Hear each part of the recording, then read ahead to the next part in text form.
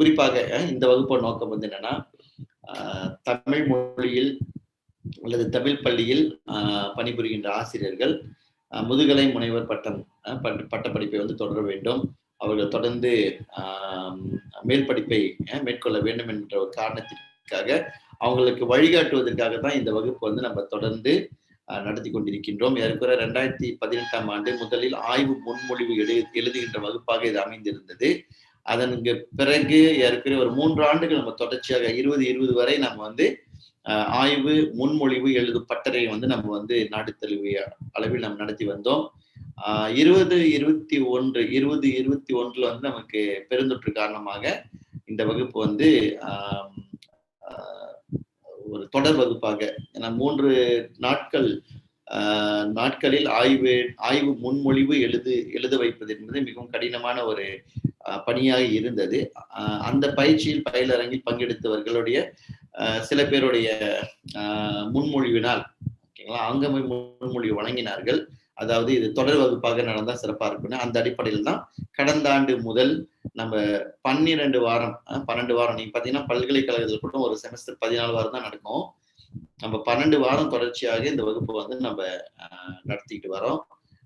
இந்த பயிற்சியில வந்து அல்லது இந்த வகுப்புல வந்து உங்களுக்கு கொடுக்கப்படுகின்ற விடயங்கள் அனைத்துமே வந்து நீங்க ஒரு ரிசர்ச் மெத்தடாலஜி பேப்பர் வந்து நீங்க எடுத்தீங்கன்னா பல்கலைக்கழகத்துல முதுகலை முனைவருக்கு பட்ட படிப்புக்கு எப்படி இருக்குமோ அந்த நிலையில் தான் அது வந்து இருக்கு. நிலைன்றதோட அதுக்கு ஈக்குவலான தரத்தில் தான் வந்து வழிநடத்தப்படுகின்றது. அது மட்டும் இல்லாமல் உங்களுக்கு கொஞ்சம் எளிமைப்படுத்தி தமிழ் மொழியிலேயே நம்ம வந்து சொல்லிக் கொடுக்கும் பொழுது இன்னும் கொஞ்சம் அதிகமாக புரிகின்ற நிலை இருக்கும் என்று நினைக்கின்றேன்.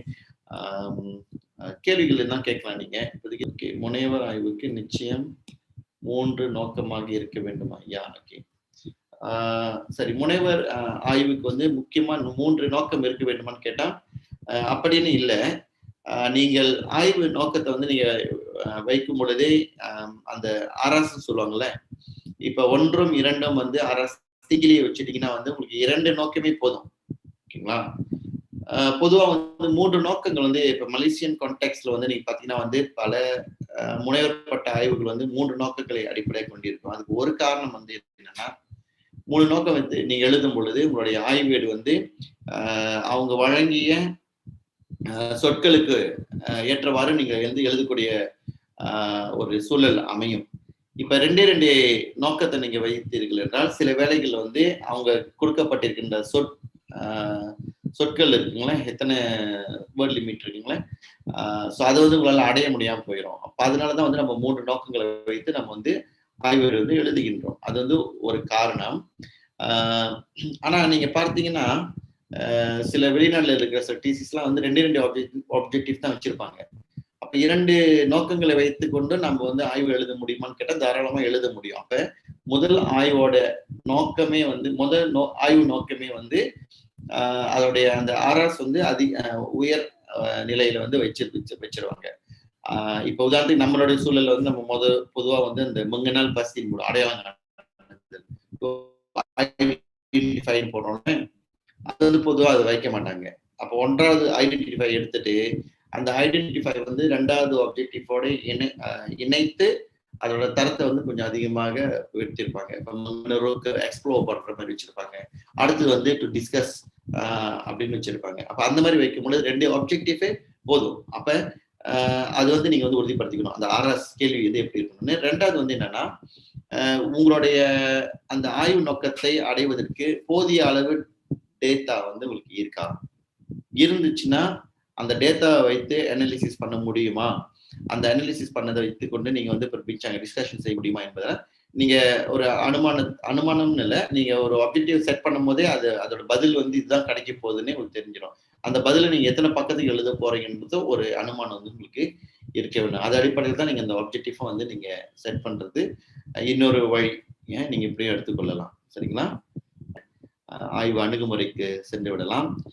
இன்றைய வகுப்புல வந்து நான் ஒரு 9 மணிக்கு வந்து ஆய்வு அணுகுமுறையுடைய முக்கியமான சில விடயங்கள் நான் உங்களுக்கு சொல்லிட்டு, அதன் பிறகு 9ல இருந்து 9:20 வரைக்கும், ஓகேங்களா, 9:20 வரைக்கும் அல்லது 9:10ல இருந்து 9:20 வரைக்கும் ஒரு முனைவர் பட்ட மாணவருடைய ஒரு ஒரு ஆய்வு படைப்பு ஒன்று இருக்கின்றது. அதாவது என்னன்னா வந்து ஒரு தலைப்பை வந்து எப்படி நம்ம இது வரைக்கும் நம்ம பார்த்த விஷயங்கள் எல்லாத்தையுமே வந்து ஒரு ஒரு பரிச்சார்த்த முறையில வந்து ஒரு எடுத்துக்காட்டு நம்ம பார்க்க போறோம். அதாவது ஒரு தலைப்பு வந்து ஆய்வுக்கு எப்படி வைக்கிறது, அந்த ஆய்வு தொடர்பான சிக்கல்களை வந்து எப்படி நம்ம வந்து அடையாளம் கண்டு சமர்ப்பிப்பது, அடுத்தது அந்த ஆய்வு சிக்கலுக்கு ஏற்றவாறு எப்படி வந்து நம்ம ஆப்ஜெக்டிவ் நோக்கங்களை வந்து நம்ம அமைப்பது, அந்த ஆப்ஜெக்டிவ் நோக்கங்களை அடைவதற்காக எப்படி ஆய்வு வினாக்கள் வந்து நம்ம வந்து எழுதுவது, ஆய்வு வினாக்களை அடைவது விடை தேடுவதற்கான அதாவது டேட்டா கலெக்ட் பண்ண போறோம் நம்ம அந்த டேட்டா கலெக்ட் பண்றதுக்கான மெத்தடாலஜி வந்து எப்படி அமைய போகுது என்பதை வந்து ஒரு மாணவருடைய படைப்பு. அவர் வந்து உள்நாட்டு மாணவர் இல்ல, வெளிநாட்டு மாணவர், ஒரு வங்காளதேசி அவர். அவருடைய நாட்டுல வந்து அவருடைய சூழல் அந்த வங்காள மொழி வந்து எப்படி ஒரு பாதிப்புக்கு ஏற்பட்டிருக்கு, அந்த வங்காள மொழி பாதிப்பு இல்லை, அதாவது ஆங்கில மொழியோட தாக்கம் வந்து எப்படி வங்க மொழியை வந்து பாதிப்பை ஏற்படுத்தியிருக்கு போன்ற அந்த ஆய்வு வந்து அவரோட ஆய்வாக அமைகின்றது. இது நமக்கும் மிக பொருத்தமான ஒரு ஆய்வாக அமையும் என்று நினைக்கின்றேன். காரணம் ஒவ்வொருத்தரும் வந்து அவங்களுடைய தாய்மொழி வந்து தொடர்ந்து தற்காப்பது வந்து பல போராட்டங்கள் சவால்கள்லாம் இருக்கு. இப்ப கடந்த மாதத்துல கூட 2 வாரத்தின் முன்னுக்கு வந்து நமக்கு வந்து உலக தாய்மொழி நாள் வந்து நம்ம கொண்டாடினோம். யுனெஸ்கோ போன்ற அமைப்பும் சரி, எத்னோலாக் போன்ற அமைப்பும் சரி என்ன சொல்றாங்கன்னா, உலக மொழிகள் வந்து இன்னைக்கு வந்து தாய்மொழி வந்து கொஞ்சம் கொஞ்சமா அழிந்து கொண்டு வருகின்றது.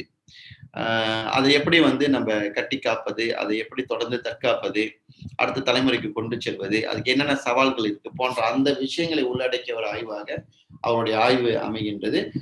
அந்த ஆய்வோடைய அவருடைய கண்டுபிடிப்பு என்ன என்பத தகவலை வந்து நம்மளோட பகிர்ந்து கொள்ள இருக்கின்றார். அவர் வந்து முனைவர் பட்ட மாணவர். அப்ப இங்க இருக்கிற முனைவர் பட்ட மாணவர்கள் கூட எப்படி முனைவர் ஆய்வு வந்து கொண்டு போகலாம் என்பதையும் நீங்க வந்து ஓரளவு தெரிந்து கொள்ளலாம். அது உங்களுக்கு வந்து பயனா இருக்கும்னு நினைக்கின்றேன். சரிங்களா? சரி. இன்றைய வகுப்பு வந்து நான் உங்களுக்கு ஏற்கனவே இதெல்லாம் வந்து நான் உங்களுக்கு விளக்கிட்டேன் நானு.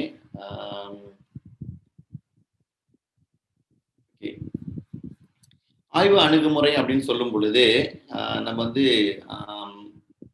ரிசர்ச் மெத்தடாலஜி சொல்றோம். நம்ம மெத்தடாலஜி சொல்லுவோம். சில இடத்துல பார்த்தீங்கன்னா வந்து மெத்தட்ஸ் அண்ட் மெத்தடாலஜின்னு போட்டிருப்பாங்க. அதுனா மெத்தட் அண்ட் மெத்தடாலஜி அப்படின்னு கேட்டீங்கன்னா, மெத்தட் வந்து பொதுவா சொல்லியிருப்பாங்க. மெத்தடாலஜி என்பது உங்களோட ஆய்வுக்கு நீங்கள் எடுத்து பயன்படுத்துகின்ற அணுகுமுறைகள். அப்ப உங்களுடைய குறிப்பிட்ட உங்களோட ஆய்வை வந்து மையமாக கொண்டிருக்கின்ற அணுகுமுறைகள் தான் மெத்தடாலஜி. அப்ப மெத்தட்ஸ் என்பது பொதுவா இருக்கும். ஓகேங்களா? நிறைய மெத்தட்ஸ் இருக்கும். இந்த ரிசர்ச் வேர்ல்ட்ல வந்து பாத்தீங்கன்னா நிறைய மெத்தட்ஸ் இருக்கும். பட் எல்லாமே வந்து உங்க ஆய்வுக்கு வந்து பொருத்தமானதா அமையும்னு கேட்டா இல்ல. அப்ப உங்களுடைய ஆய்வுக்கு நீங்க எதை எடுத்து பயன்படுத்துகின்றீங்களோ அதுதான் வந்து மெத்தடாலஜியாக அமைகின்றது. ஓகேங்களா? சரி. இப்ப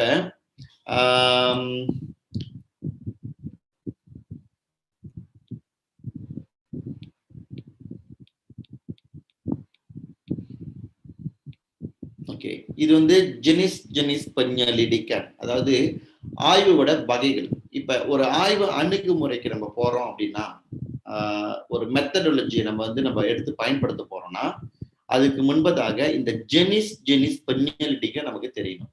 வகைகள், ஆய்வு வகைகள் வந்து நமக்கு தெரியணும். இந்த ஆய்வு வகைகள் தெரிந்தால்தான் அதற்கு ஏற்ற மெத்தடாலஜி வந்து நம்ம பயன்படுத்த முடியும். இந்த வகைகள் வந்து உங்களுக்கு ஏற்கனவே வந்து நினைக்கிறேன் ஒரு 3வது வகுப்பு தான் இதெல்லாம் உங்களுக்கு நான் விளக்கிட்டேன். அதாவது ஆசாஸ்னா என்னது, குணான்னா என்னது, அப்ளைட். இப்ப நீலா என்ன எப்படிப்பட்ட தலைப்புகள்லாம் உங்களுக்கு எடுத்துக்காட்டுகள்லாம் உங்களுக்கு வழங்கியிருந்தேன். சிக்கல் நான் மீண்டும் உங்களுக்கு அந்த வகைகளை வந்து நான் உங்களுக்கு வந்து விளக்கிடுறேன். இப்ப அசாஸ் அப்படின்னா ஃபண்டமெண்டல். ஓகேங்களா? அதாவது என்னன்னா memahami, இப்போ ஒரு contoh எடுத்துக்கோங்க, இது ஒரு contoh. Memahami pengaruh maklum balas guru ke atas tahap motivasi pelajar atau gaya pembelajaran mereka. இது வந்து ஒரு எடுத்துக்காட்டு தலைப்பு. இதெல்லாம் புத்தகத்துல இருந்து எடுத்ததுதான். நான் சொந்தமா உருவாக்குனது இல்ல. ஸோ புத்தகத்துல வழங்கப்பட்ட எடுத்துக்காட்டுகள் தான். ஸோ இதுல வந்து நீங்க பாத்தீங்கன்னா இந்த ஆசாஸ் ஃபண்டமெண்டல் ரிசர்ச்ல வந்து என்னன்னா எந்த ஒரு மாடல் கொடுக்கறதோ அல்லது மாடல்ல மோடியூல் கொடுக்கறதோ எந்த ஒரு என்ன சொல்லுவாங்கன்னா ஒரு பஹான் வந்து அவங்க வந்து காட்சி உருவாக்கி கொடுக்க மாட்டாங்க உங்களுக்கு. ஃபண்டமெண்டல் நீங்க பாத்தீங்கன்னா வந்து அவங்க மெயினா வந்து என்ன பாத்துருக்காங்கன்னா மகாமி பெங்காரோ மக்ளும் பலாஸ் குரு, அது ஒரு பகுதி. ரெண்டாவது வந்து மகாமி அந்த பெங்காரோ மக்ளும் பலாஸ் குரு க்கு அத்தாஸ் மோத்திவாசி பிளாச்சார். இப்ப என்ன செய்யறாங்கன்னா மகாமி ஒரு சின்ன பெனோமினா வந்து அவங்க வந்து விளங்கிக்கிறாங்க. விளங்கிக்கிட்டு அது எப்படி வந்து ஒரு மோட்டிவேசி பிளாஜரை வந்து பங்காரோ பண்ணுதுன்றது பாக்குறாங்க. ஸோ அப்ப இந்த மாதிரியான ஆய்வுகள் வந்து ரொம்ப ஃபண்டமெண்டலா இருக்கும். ஃபண்டமெண்டல்னா இந்த என்ன விஷயத்த பாக்குறாங்களோ அதை மட்டும் அப்படியே சொல்றது தான் அவங்களோட வேலை. ஃபேக்டரை வந்து அவங்க சொல்லுவாங்க, ஃபக்டர் இதுதான் ஃபக்டர்னு சொல்லுவாங்க, இதுதான் மசாலான்னு சொல்லுவாங்க. ஓகேங்களா? அது மட்டும் தான் வந்து இந்த ஃபண்டமெண்டல் வந்து சொல்லிட்டு போவாங்க. இது வந்து ஒரு வகையான ஜெனிஸ் கட்சியான். அடுத்த கட்சியான் பாத்தீங்கன்னா குணான். குணான் அப்படின்னா வந்து அப்ளைட். நீங்க வந்து லிங்குவிஸ்டிக்ஸ் ஃபீல்டு எடுத்துக்கிட்டாலே அதுவும் நிறைய ஃபீல்டு இருக்கு. அதுல ஒரு ஃபீல்டு வந்து அப்ளைட் லிங்குவிஸ்டிக்ஸ், சோசியோ லிங்குவிஸ்டிக்ஸ் இருக்கு. அப்புறம் சோசியோ லிங்கு ஒரு பகுதி. அடுத்து வந்து இப்ப ஃபாரன்சிக் லிங்குவிஸ்டிக்ஸ் இருக்கு, அது ஒரு பகுதி. அப்புறம் பியூர் லிங்குவிஸ்டிக்ஸ் சொல்லுவாங்க. ஓகேங்களா? ஃபண்டமெண்டல் லிங்குவிஸ்டிக்ஸ் சொல்லுவாங்க. அது வந்து இப்ப இந்த மோர்ஃபாலஜி, ஃபோனாலஜி அண்ட் சின்டாக்ஸ் போன்றவற்றை படிப்பது, இது வந்து ஒரு பகுதி. அந்த மாதிரி லிங்குவிஸ்டிக் நிறைய கூறுகள் வந்து ஒரு கூறு வந்து அப்ளைட் லிங்குவிஸ்டிக். அப்ளைட் லிங்குவிஸ்டிக்னா பயனாக்க மொழிகளாக அதை அமைகின்றது. உதாரணத்துக்கு ஒரு மொழியை பற்றி நம்ம ஆய்வு செய்யும் போது அந்த ஆய்வோட முடிவு வந்து ஏதோ ஒரு பயனாக்கத்துக்கு வந்து உதவியாக இருக்கு, அப்ளை பண்றதுக்கு வந்து உதவியா இருக்கு. அப்போ உதாரணத்துக்கு வந்து நீங்க இப்ப டீச்சிங் கொண்டு வரீங்களா, அதை அந்த கண்டுபிடிப்பு வந்து டீச்சிங் கொண்டு வந்தீங்கன்னா அது வந்து ஒரு பயன்படுத்துகின்ற ஒரு நிலையை ஏற்படுத்தி கொடுக்குது அல்லவா, அது வந்து குணான். இது untuk menyelesaikan masalah berhubung amalan dalam pendidikan. இது வந்து applied. மேல வந்து பாத்தீங்கன்னா வந்து untuk meningkatkan ilmu pengetahuan tentang sesuatu fenomena. அவ்வளவுதான். அந்த ஃபெனோவை பத்தி கூடுதல் தகவல் தெரிஞ்சுக்கிறது மட்டும்தான் அசஸ் ஃபண்டமெண்டல். அடுத்து வந்து அப்ளைட் சொல்லும்போது ஒரு பிரச்சனையை வந்து சால்வ் பண்றதுக்கு. ஓகேங்களா? அப்ப இது எப்படி சால்வ் பண்றாங்கன்னா menentukan pendekatan paling sesuai untuk melatih guru menggunakan portfolio bagi penilaian pelajar. Okay, ஏதோ ஒரு போர்ட்ஃபோலியோ தயார் பண்ணி அதை வந்து எப்படி வந்து மாணவர்களுடைய பணிலாம் எனக்கு வந்து பயன்படுத்துறாங்க. அப்ப இந்த போர்ட்ஃபோலியோ என்பது அப்ளை பண்றாங்க. அப்ப இந்த ஏதோ ஒரு பிரச்சனையை சால்வ் பண்றதுக்கு இந்த போர்ட்ஃபோலியோ வந்து கிரியேட் பண்ணி கொடுத்துருக்காங்க. ஸோ இது கொஞ்சம் செகண்ட் மசாலா அந்த பிரச்சனையை வந்து சால்வ் பண்றதுக்கு. மூணாவது நீங்க பாத்தீங்கன்னா வந்து penilaian untuk membuat keputusan tentang program pendidikan. அப்ப penilaian சொல்லும் போது நம்ம நிறைய penilaian சார்ந்த ஆய்வுகள் வந்து நம்ம மேற்கொள்ளலாம், நிறைய இருக்கு. பட் அதுக்கு சரியான டூல்ஸ் வந்து நம்ம வந்து பயன்படுத்தணும். இங்க வந்து என்ன சொல்றாங்கன்னா ஒரு புதுசா வந்து நம்ம தெரிஞ்சுக்கிறது, ஒரு முடிவுகளை வந்து நம்ம தெரிஞ்சுக்கிறது. எப்படி முடிவு தெரிஞ்சுக்குவோம்?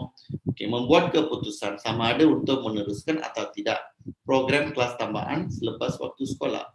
அப்ப இது வந்து ஒரு சிம்பிளான ஒரு மிகவும் எளிமையான ஒரு ஒரு ஒரு எடுத்துக்காட்டுங்க கொடுத்துருக்காங்க பாருங்களேன். அது என்னன்னா இந்த கிளாஸ் தம்பாகன் வந்து தொடர்ந்து நடத்தணுமா வேணாமான்னு நீங்க முடிவு பண்ண போறீங்க. அப்ப தொடர்ந்து நடத்தணும்னா கண்டிப்பா அந்த வகுப்பு வந்து ஏதாவது வகையில வந்து ஒரு இம்பாக்ட் கொடுத்துருக்கணும். அப்படி அது இம்பாக்ட் கொடுக்கணும்னா நடத்துறதுல புண்ணியம் இல்லை. அப்ப அந்த நேரத்துல நீங்க அந்த முடிவு எடுக்கிறதுக்கு ஒரு பணிலாயம் செஞ்சாகணும். அப்ப அந்த மாணவர்கள் வந்து கிளாஸ் தம்பான் வந்த மாணவர்கள் வந்து முன்னுக்கோ உஜ்ஜன் பிரா நான் உஜ்ஜன் போஸ் சொல்லுவாங்களே. ஸோ எந்த வகையில வந்து அந்த மாற்றம் ஏற்பட்டிருக்கு, புள்ளிகள் அடிப்படையில் அடைவு நிலைகள் அடிப்படையில் வந்து மாற்றம் ஏற்பட்டிருக்கு என்பதை பார்த்து விட்டு நாம வந்து அந்த ப்ரோக்ராம் தொடர்ந்து நடத்தலாமா வேண்டாமா என்பதை முடிவு பண்ணலாம். அப்ப அது வந்து ஒரு படிலாயன் தான். அது மட்டும் இல்லாம இப்ப சில இடத்துல வந்து கிசனன் கண்டுபிடிப்போம். இப்போ ஒரு ஆசிரியர் வந்து பாடம் சொல்லி கொடுக்குறாங்க. அந்த ஆசிரியரோட கற்பித்தலில் வந்து கற்பித்தல் வந்து எந்த அளவுக்கு வந்து விலை பயன்மிக்கதாக அமைந்திருக்கு, sejauh manakah keberkesanan pengajaran guru அப்படின்னு நீங்க கண்டுபிடிக்க போறீங்கன்னா அப்ப அந்த அதுக்கான சில படிலாயன், சில டூல்ஸ், சில மெத்தட்ஸ் எல்லாம் நம்ம பயன்படுத்தி கொண்டு நம்ம வந்து ஒரு முடிவு செய்யலாம். அதை வந்து membuat keputusan tentang அந்த அந்த டீச்சரோட pengajaran வந்து சரியா இல்லைன்னா சரியா இல்லை, அது வந்து இன்னும் நம்ம பேக்கன் செய்யலாம் என்பதை தெரிந்து கொள்ளலாம் அது மூலியமாக. ஏற்கனவே இது சார்ந்தே வந்து இன்னொரு கஜ்ஜான் இருக்கு, அதாவது கஜ்ஜான் திண்டாக்கான். இது ரொம்ப ரொம்ப முக்கியம் யாருக்குன்னா ஆசிரியருக்கு. இந்த கஜ்ஜான் திண்டாக்கான் நீங்க பாத்தீங்கன்னா வந்து இந்த ஜெனிஸ் ஏற்கனவே இங்க இருக்கிற இந்த 5 வகையான ஆய்வு வகைகளில் இது ஒன்று கஜன் திண்டாக்கன். ஆசிரியர்களுக்கு ரொம்ப முக்கியமானது. இப்ப நீங்கலாம் வந்து முன்ன நீங்களாம் என்னையும் சேர்த்து நாமெல்லாம் வந்து முன்ன மக்தாப் குர்ஆன்ல வந்து ஆசிரியர் தொழில் பயிற்சியில இருக்கும்போது ஆசிரியர் பயிற்சியில இருக்கும் பொழுது நமக்கு வந்து இந்த செயலாய்வு பத்தி சொல்லியிருப்பாங்க. கஜன் திண்டாக்கன். அந்த காலகட்டத்தில் வந்து இது மட்டும்தான் வந்து ஒரு ஆய்வு வகையாக அந்த பயிற்சி கழகங்கள் வந்து சொல்லிக் கொடுக்கப்பட்டது. இதோட முக்கிய நோக்கம் வந்து என்னன்னா, ஆசிரியரோட கற்பித்தல்ல வந்து எந்த இடத்துல அவங்க வந்து தவறு செய்யறாங்க, எந்த இடத்துல வந்து அவங்க வந்து பலவீனமாக இருக்கிறார்கள் என்பதை அவங்களே ஒரு ஒரு அசஸ்மெண்ட், செல்ஃப் அசஸ்மெண்ட் செஞ்சு பார்த்து கொண்டு எந்த பகுதியில் வீக்கா இருக்காங்களோ அதை வந்து நம்ப செய்வது கொள்வதற்கான ஒரு வாய்ப்பு, ஒரு வழிமுறை இந்த Gajan திண்டாக்கன்.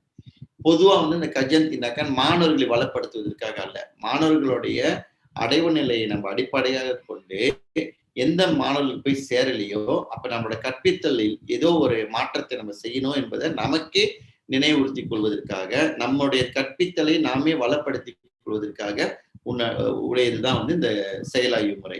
Apa untuk meningkatkan keberkesanan, amalan di sebuah lokasi seperti kelas atau institusi pendidikan tanpa membuat generalisasi. Oke, இதுல வந்து ஒரு முக்கியமான ஒரு விஷயம் இருக்கு பாருங்களேன். tanpa membuat generalisasi அப்படின்னா என்ன அர்த்தம்னா, ஜெனரலைஸ் பண்ண முடியாது. எதை நம்ம பொதுவாக ஜெனரலைஸ் பண்ணுவோம் அப்படின்னு கேட்டீங்கன்னா, நம்மளோட ஆய்வுல வந்து ஒரு ஆய்வு முடிவு நம்ம கிடைச்சிருச்சு. ஓகே, இப்போ உதாரணத்துக்கு வந்து மாணவர்கள் வந்து ஒரு குறிப்பிட்ட ஒரு ஒரு 300 மாணவர்களை நீங்க எடுத்து வைத்துக்கொண்டு அவங்க மொழி சார்ந்த பாடங்களை வந்து கற்றுக்கொள்வதற்கான தன்முனைப்பு, மொத்திவாசி எப்படி இருக்குன்னு நம்ம கண்டுபிடிக்கிறோம். கண்டுபிடிச்சிட்டு நம்ம என்ன ஒரு முடிவு சொல்றோம்னா, மொழி சார்ந்த பாடங்களை வந்து மாணவர்கள் வந்து அந்த அளவுக்கு விரும்பி படிப்பதில்லை அப்படின்னு உங்களுக்கு ஆய்வு முடிவு வருதுன்னு வச்சுக்கோங்களேன்.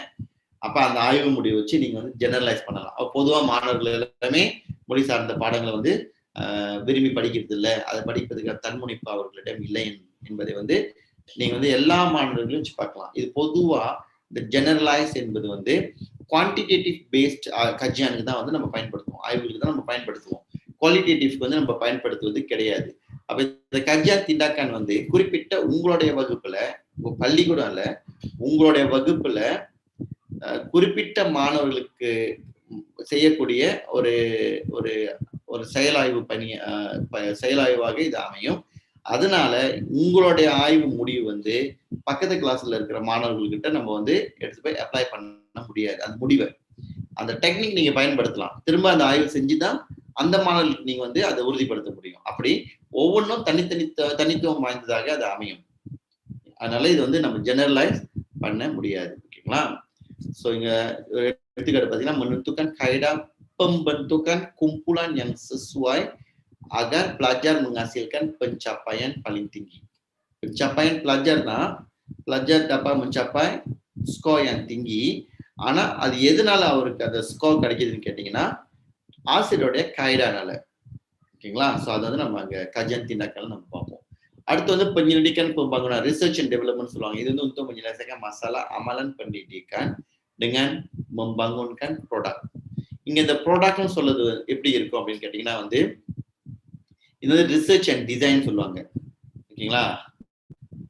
எப்படின்னா வந்து நான் ஒரு மோடியூல் கண்டுபிடிக்க போறேன். அந்த மோடியூலை வந்து கண்டுபிடித்து இந்த மோடியூல் நான் வந்து பயன்படுத்தி நான் கற்பித்தல் நடத்துகின்றேன். கற்பித்தல் முடிஞ்சோடனே மாணவர் வந்து அது சரியான விலை பயன் இந்த மோடியூல் கொடுத்துருக்கா அப்படின்னு சோதிச்சு பார்த்து நான் உறுதிப்படுத்துகின்றேன். இது வந்து பெஞ்சடிக்க நான் பார்க்கணும். இது வந்து ஒரு one of the design, TDR அப்படின்னு சொல்லுவாங்க, டிசைன் அண்ட் டெவலப் ரிசர்ச். எப்படின்னா நீங்க முதல்ல வந்து என்ன தேவை இருக்குன்னு கண்டுபிடிப்பீங்க. இந்த வகையான ரிசர்ச்ல நீட் அனாலிசிஸ் செஞ்சுட்டு அதுக்கேற்ற மாதிரி நீங்க ரெண்டாவது ஸ்டெப்ல வந்து அதை டிசைன் பண்ணுவீங்க. ஓகே, டிசைன் பண்ணிட்டு அடுத்தது வந்து டெவலப் பண்ணுவீங்க. அப்ப டிசைனுக்கும் டெவலப் என்னன்னா, டிசைன் வந்து நம்ம ஓரளவு நம்ம தயார் பண்ண பிறகு அதை டெவலப் பண்றதுக்கு நீங்க சில பாக்கார போய் பார்ப்பீங்க. அதுக்குன்னு சில கொஸ்டினர் எல்லாம் கொடுத்து அந்த அந்த நீங்க உருவாக்குற அந்த மோடியூல் வந்து தரமா இருக்கா, மாற்றங்கள் செய்யணுமா, அந்த மாதிரி பல்வேறு தகவல்கள்லாம் பெற்ற பிறகு, இது டாட்டாலாம் பெற்ற பிறகு அதன் பிறகு நீங்க அந்த மாடியூலை போய் இம்ப்ளிமெண்ட் பண்ணுவீங்க. அது இம்ப்ளிமெண்டேஷன்.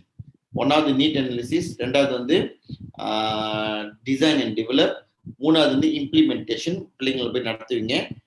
10 வாரம் நடத்துறீங்களோ 20 வாரம் நடத்தி முடிச்ச பிறகு அந்த மாணவர்களுக்கு வந்து நீங்க வந்து ஒரு அசஸ்மெண்ட் செய்வீங்க, பணிலாயனம் செய்வீங்க.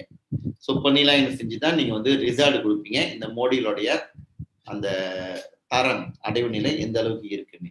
ஸோ இது வந்து நான் இன்னொரு வகை. இப்படி இந்த மாதிரி நிறைய டிசைன் ஜெர்னிஸ் இருக்கு பின்னாடிக்கா. இதுல இன்னைக்கு நம்ம பார்த்தது வந்து ஒரு 5 வகையை பார்த்திருக்கோம்.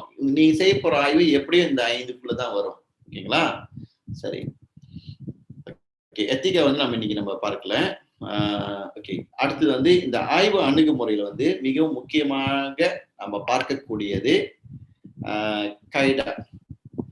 ஓகே, நம்ம வந்து நம்ம பொதுவா வந்து திசிஸ் எழுதுறவங்க எல்லாமே 3ஆவது சாப்டர்ல வந்து ரிசர்ச் டிசைன் அப்படின்னு சொல்லும் போது, டிசைன் அப்படின்னா வந்து ஆய்வு வடிவம் சொல்லுவோம் நம்ம. ரெக்கபந்தோ கஜ்யான். இந்த ரெக்கபந்தோ கஜ்யான் அப்படின்னு சொல்லும் பொழுது எல்லாரும் என்ன சொல்றாங்கன்னா கஜ்யான் இனி அதெல்லாம் கைடா சம்புரான், குவான்டி அண்ட் குவாலி அப்படின்னு, குவான்டிடேட்டிவ் அண்ட் குவாலிட்டேட்டிவ், கைடா சம்புரான். ஸோ அதை வந்து நம்ம வந்து எப்படி சொல்றோம்னா ஒரு ரெக்கபத்தம் சொல்றோம். அது வந்து தவறு. ஓகேங்களா? அது வந்து ரெக்கபத்தம் கிடையாது. நீங்க குவான்டிடேட்டிவோ குவாலிட்டேட்டிவோ அது என்ன அப்படின்னு கேட்டா, நீங்க டாட்டாவை பெறுவதற்கான அல்ல பெற்றவுடன் அதை நீங்க அனாலிசிஸ் பண்றீங்களா, அந்த வகையை வச்சுதான் இது குவான்டிடேட்டிவா குவாலிட்டேட்டிவான்னு நம்ம வந்து முடிவு பண்ணணும்.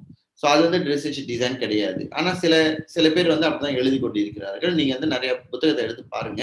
குறிப்பா அந்த கிரேஸ்வால்ன்றவருடைய ஆய்வு வந்து நமக்கு ரொம்ப தெளிவான ஒரு விளக்கத்தை வந்து நம்மளுக்கு கொடுக்கும். ஓகேங்களா? ஸோ பெஞ்சிலிட்டிக்கன் வந்து இந்த 2 வகையான டேட்டா கலெக்ஷன் நமக்கு வந்து கிடைக்கும். ஒன்று குவான்டிடேட்டிவ் பேஸ்ட் டேட்டா, இன்னொன்று வந்து குவாலிட்டேட்டிவ் பேஸ்ட் டேட்டா. ஓகே, இது ரெண்டும் நம்ம எப்படி பார்க்குறோம்? ஓகே, நம்ம அடுத்தது வந்து அதோடைய டிசைன் பார்க்கறதுக்கு முன்னுக்கு இந்த குவான்டிடேட்டிவும் குவாலிட்டேட்டிவும் வந்து எப்படி இருக்குதுன்றதை நம்ம பார்த்துக்கொள்ளலாம். ஓகே, யாரு டேட்டா கலெக்ஷன்லாம் போடுறீங்கன்னு தெரியல. நீங்க பார்க்க முடியுதுங்களா? டேட்டா கலெக்ஷன் சில ரெட் கலர்ல ரைட்டிங்லாம் வருது. ஆமா சார், பார்க்க முடியுது. ஓகே, யாரோட ரைட்டிங் எனக்கு தெரியல, சிக்கல் இல்லை. ஓகே, சரி. இப்ப குவான்டிடேட்டிவ் எடுத்துக்கோமே. குவான்டிடேட்டிவ்ல வந்து ஒன்னாவது mementingkan keobjektifan dalam pengumpulan data. இப்ப நம்ம வந்து ஒரு டாட்டா கலெக்ட் பண்ணணும் அப்படின்னா அந்த டாட்டா எப்படிப்பட்ட டாட்டா இருக்கணும், அது வந்து மோர் ஆப்ஜெக்டிவா இருக்கணும். ஓகேங்களா? ஸோ இந்த டேட்டா தான் நான் கலெக்ட் பண்ண போறேன் அப்படின்னு, அதுக்கு வந்து ஒரு ஃபோக்கஸ்ன்னு சொல்லுவாங்க. அதை தவிர உங்களுக்கு வேற எதுவுமே கிடைக்காது. இப்போ உதாரணத்துக்கு வந்து நீங்க மாணவர்கள் வந்து நீங்க கேட்குறீங்கன்னா, ஓகே, தேர்வுல வந்து அடைவு நிலை மோசமாயிருச்சு, சில ஃபேக்டர்ஸ் கண்டுபிடிக்க போறீங்க. 1 ஆஃப் 8 கொடுக்குறீங்க. அதாவது என்னன்னா வீட்டு பாடங்கள் மிகவும் குறைவாக செய்திருக்கிறேன். இப்போ அவங்க லிக்விட் ஸ்கேல் வந்து திக் பண்றாங்க. ஆமா இல்லையா, இல்ல 1 2 3 4 அப்படின்னு அந்த லிக்விட் ஸ்கேல் வந்து திக் பண்றாங்கன்னு வச்சுங்களேன். அப்ப ரொம்ப ஆப்ஜெக்டிவா இருக்கு. அப்போ டாட்டா உங்களுக்கு எப்படி கிடைக்குன்னா, 100 மாணவர்கள் வந்து நீங்க வந்து ஒரு 60 மாணவர்கள் வந்து 1வது நிலையில இருக்காங்க. ஆமான்னு ரொம்ப ஸ்ட்ராங்லி அதை ஏற்றுக்கொள்கிறார்கள். ஆமா, நான் ரொம்ப மார்க் குறைவா எடுத்த காரணம் வந்து வீட்டு படம் ரொம்ப குறைவா செஞ்சிருக்கேன் அப்படின்னு. அப்ப அது ஆப்ஜெக்டிவ் உங்களுக்கு கிடைச்சிருச்சு. நான் குவான்டிட்டி சொல்லும் போதே ஒரு குவாலிட்டேட்டிவோட எடுத்துக்காட்டு உங்களுக்கு சொல்லிடுறேன். இதே நீங்க குவாலிட்டேட்டிவ் நீங்க அப்படி கேட்க மாட்டீங்க. நம்ம பொதுவாக எப்படி கேட்போம்னா, சரி நீ தேர்வுல வந்து ரொம்ப குறைவான புள்ளிகள் எடுத்துக்கிட்டேன், ஸோ என்ன காரணம் வந்து இதை வந்து இந்த புள்ளிகள் குறைவா இருக்கிறதுக்கு காரணமா அமைஞ்சிருக்குன்னு கேட்கும்போது அவர் நிறைய விஷயம் சொல்லுவாரு. நிறைய விஷயம் சொல்லிட்டே இருந்துட்டு அதுல ஒரு விஷயம் சொல்லுவாரு, நான் வீட்டு பாடம் ஒழுங்கா செய்யறது இல்லை அல்லது ரொம்ப குறைவா செய்யறேன்னு. அப்ப அங்க வந்து not to say it's too objective. ஆனா குவான்டிடேட்டிவ்ல வந்து நமக்கு வந்து ஆப்ஜெக்டிவான ஒரு கேள்வி இருக்கு, ஐட்டம் இருக்கு, அந்த ஐட்டமுக்கான பதில் வந்து டேட்டா வந்து நமக்கு கிடைச்சிடும். அது குவான்டிடேட்டிவ். அப்ப அடுத்து வந்து pengukuran data analysis generalisasi populasi. Okay, இது வந்து இந்த முக்கியமான சில சொற்கள் ஜெனரலாசி அண்ட் பாப்புலாசி அப்படின்னா என்ன அர்த்தம்னா, குவான்டிடேட்டிவ் வந்து நம்ம வந்து பாப்புலாசி இருக்கும். ஓகேங்களா? இப்ப நீங்க குவான்டிடேட்டிவ் எடுத்தீங்கன்னா குவான்டிடேட்டிவ் பொராங் சால்சிலிட்டி, ஓகே, குவெஸ்டியனர் தான் நம்ம பயன்படுத்துகின்றோம். அப்ப அந்த கொஸ்டினர் வந்து நீங்க எத்தனை பேருக்கு கொடுக்க போறீங்க, அப்ப எத்தனை வகையான சாம்பிளிங் மெத்தட் இருக்கு என்பது நமக்கு முதல்ல தெரியணும். அப்ப சாம்பிளிங் மெத்தட்ல வந்து நீங்க ஒரு சாம்பிளை சூஸ் பண்ண போறீங்கன்னா முதல்ல நமக்கு என்ன தெரியணும்னா எவ்வளவு பாப்புலாசி வந்து அங்க இருக்காங்க, பாப்புலேஷன். ஓகேங்களா? சரி, உதாரணத்துக்கு நான் இப்ப சொல்றேன். இப்ப உதாரணத்துக்கு வந்து ஸ்லாங்கூர் மாநிலத்துல வந்து ஏறக்குறைய வந்து 5000 மாணவர்கள் வந்து யூபிஎஸ்ஆர் தேர்வுக்கு எழுத போறாங்கன்னு வச்சுக்கோங்களேன். அப்ப ஸ்லாங்கூர் மாநிலத்தை பொறுத்த வரைக்கும் பாப்புலேசி வந்து அந்த 5000 மாணவர்கள். ஓகேங்களா? இப்ப அந்த 5000 பாப்புலேசில இருந்து நீங்க வந்து ஷ்ரிங்க் பண்ண போறீங்க. எப்படின்னா ஸ்ட்ரெட்டிஃபை சாம்பிளிங் மெத்தட்னு ஒன்று இருக்கு. அதுல வந்து நீங்க டயராவா பிரிச்சிருக்கீங்க. அப்ப அதுக்கு போல நான் என்ன சொல்றேன்னா, இந்த பாப்புலேசில வந்து உங்களோட ஆய்வுக்கு தேவையான மாணவர்கள் யாரு அப்படின்னு கேட்டீங்கன்னா, யாரெல்லாம் மலாய் மொழியில வந்து மிகவும் குறைவான மதிப்பெண்கள் பெற்றவர்கள். அப்ப பாப்புலேசி வந்து பாத்தீங்கன்னா வந்து அந்த பாப்புலேசி ஷ்ரிங்க் ஆயிடுச்சு, சாம்பிள் கிடையாது, ஸ்டில் வந்து அவங்க பாப்புலேசியா தான் இருப்பாங்க. இப்ப 5000ல இருந்து ஒரு 3000 பேர் வந்து ரொம்ப குறைவான மார்க் எடுத்திருக்காங்க வச்சுக்கோங்களேன், புள்ளிகள் எடுத்து வச்சுக்காங்க. அப்ப அந்த 3000 வந்து உங்களோட பாப்புலேசியா அமைஞ்சிடும். அந்த 3000ல இருந்தா நீங்க வந்து சாம்பிள் வந்து நீங்க தேடுவீங்க. அப்ப ஒவ்வொரு டயராக்கு ஏற்றவாரோ அல்லது ஒவ்வொரு பள்ளி பிரிவு இருக்குல்ல, ஏ கேட்டகரியா பி கேட்டகரியா அந்த மாதிரி பிரிச்சு அதுல இருந்து ஸ்பெசிபிக்கா போயிட்டு அவங்களுடைய சில கிரைட்டீரியா நீங்களே வந்து வச்சிடலாம். அந்த மாணவர்கள் வந்து இந்த பட்டணப்புறத்துல இருக்காங்களா, இல்ல கிராமப்புறத்துல இருக்காங்களா, அல்லது தோட்டப்புறத்துல இருக்காங்களா, ஸோ அந்த மாதிரி வந்து நீங்க வந்து பிரிச்சு ஸ்ட்ரெட்டிஃபை சாம்பிளிங் செய்யறீங்களா, அது வந்து பிறகு உங்களுக்கு வந்து இந்த பாப்புலாரிட்டி வந்து அது வந்து சுருக்கி உங்க ரெஸ்பாண்டன்ட் கொண்டு போயிட்டு விட்டுரும். அது வந்து எதுல செய்வீங்கன்னா குவான்டிடேட்டிவ் செய்வீங்க.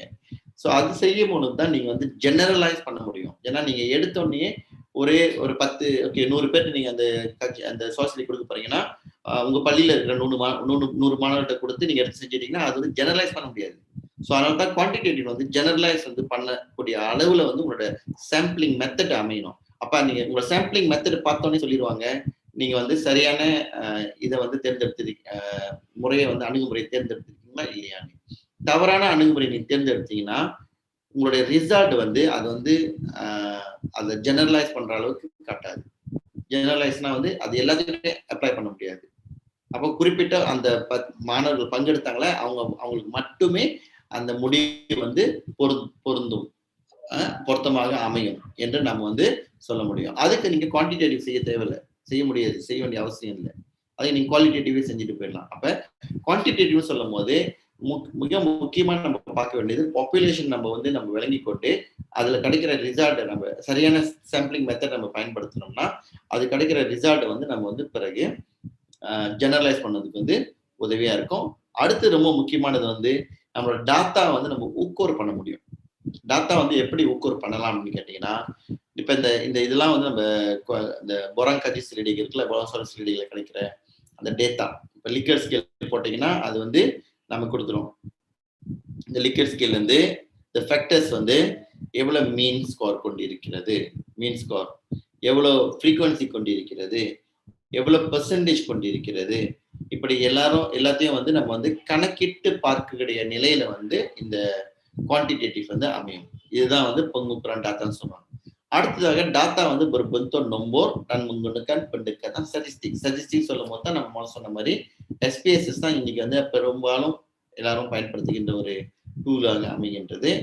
அதை தவிர்த்து சில பேர் வந்து எக்ஸல்லையும் செய்வாங்க. எக்ஸல்லையும் நீங்க பாத்தீங்கன்னா வந்து அதில் மீன் ஸ்கோர் எடுக்கலாம், ஃப்ரீக்வன்சி எடுக்கலாம், கோரிலேஷன் செய்யலாம். அடுத்து குவான்டிடேட்டிவ் நம்ம பார்க்கும் போது நம்ம பார்க்கறது என்னன்னா மீன் ஸ்கோர், ஃப்ரீக்வன்சி, பெர்சன்டேஜ், இதுதான் நம்ம பார்த்துக்கிட்டு இருக்கோம் பாருங்க. ஆனா இதையும் தாண்டி உங்களுடைய ஆப்ஜெக்டிவ்க்கு ஏற்ற மாதிரி கோரிலேஷன் செய்றீங்களா, ஓகேங்களா, பண்டிகை செஞ்சு பார்க்கறது, ஒரு ஃபேக்டர் இன்னொரு ஃபேக்டர் வந்து எந்த அளவுக்கு வந்து பங்காரோ பண்ணுதுன்னு நம்பர்ஸ் வைத்துக்கொண்டு, ஓகேங்களா, நம்ம வந்து உறுதிப்படுத்தக்கூடிய நிலை வந்து இந்த குவான்டிடேட்டிவ் வந்து அமையும். ஓகேங்களா. அடுத்ததாக இந்த குவாலிட்டேட்டிவ். இந்த குவாலிட்டேட்டிவ் சொல்லும் போது இது உசுக மஞ்சாவா பிரகார டப்பா டிஜிட்டல் குவான்டிடேட்டிவ். சில பேர் வந்து என்ன செய்வாங்கன்னா மிக்ஸ் மெத்தட் செய்யறோம். இந்த குவான்டிடேட்டிவ்ல வந்து நமக்கு கிடைக்காத சில பதில்கள் வந்து எங்க கிடைக்கும் அப்படின்னு கேட்டீங்கன்னா இந்த குவாலிட்டேட்டிவ்ல உங்களுக்கு கிடைக்கும். ஓகே, இப்போ நான் முதல்ல சொன்ன மாதிரி என்னென்ன காரணங்கள் நீங்க சொல்லுங்க. நம்ம ஒரு 10 காரணம் தான் வச்சிருப்போம்.